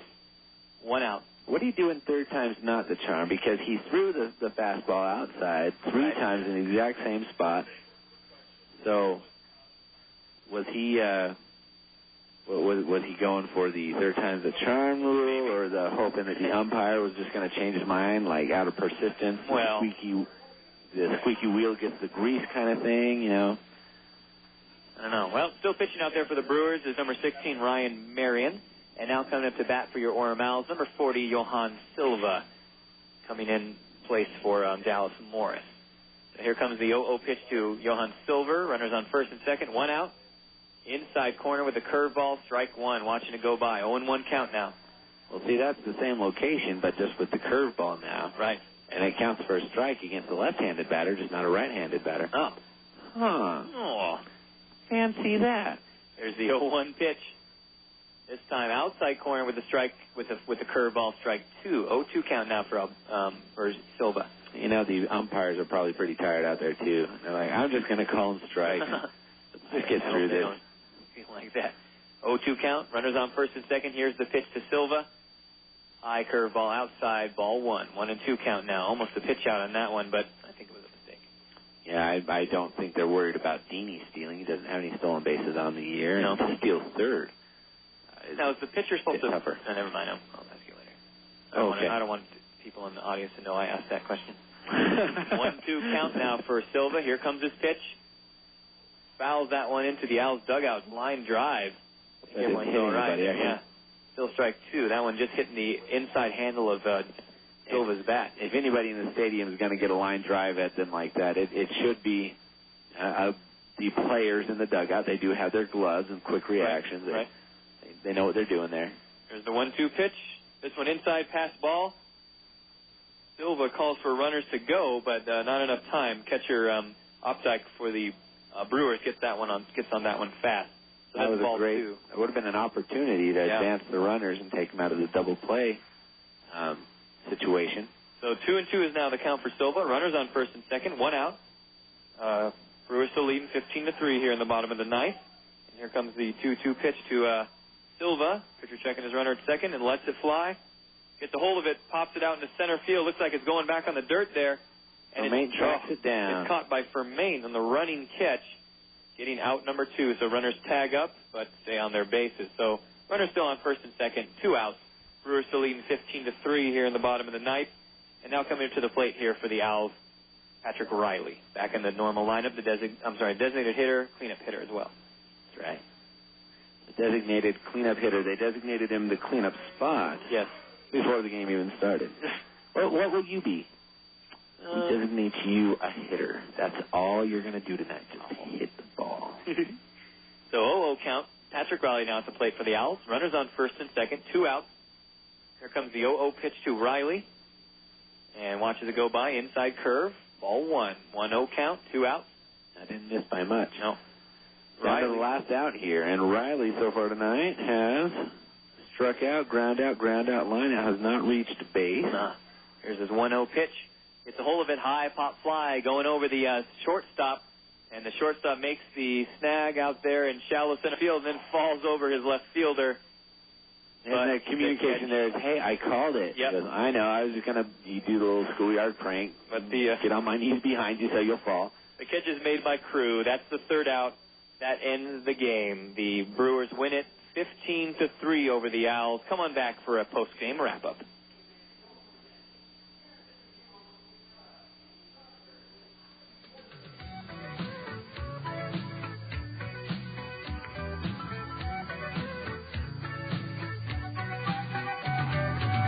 Traveling in a fighter Sunday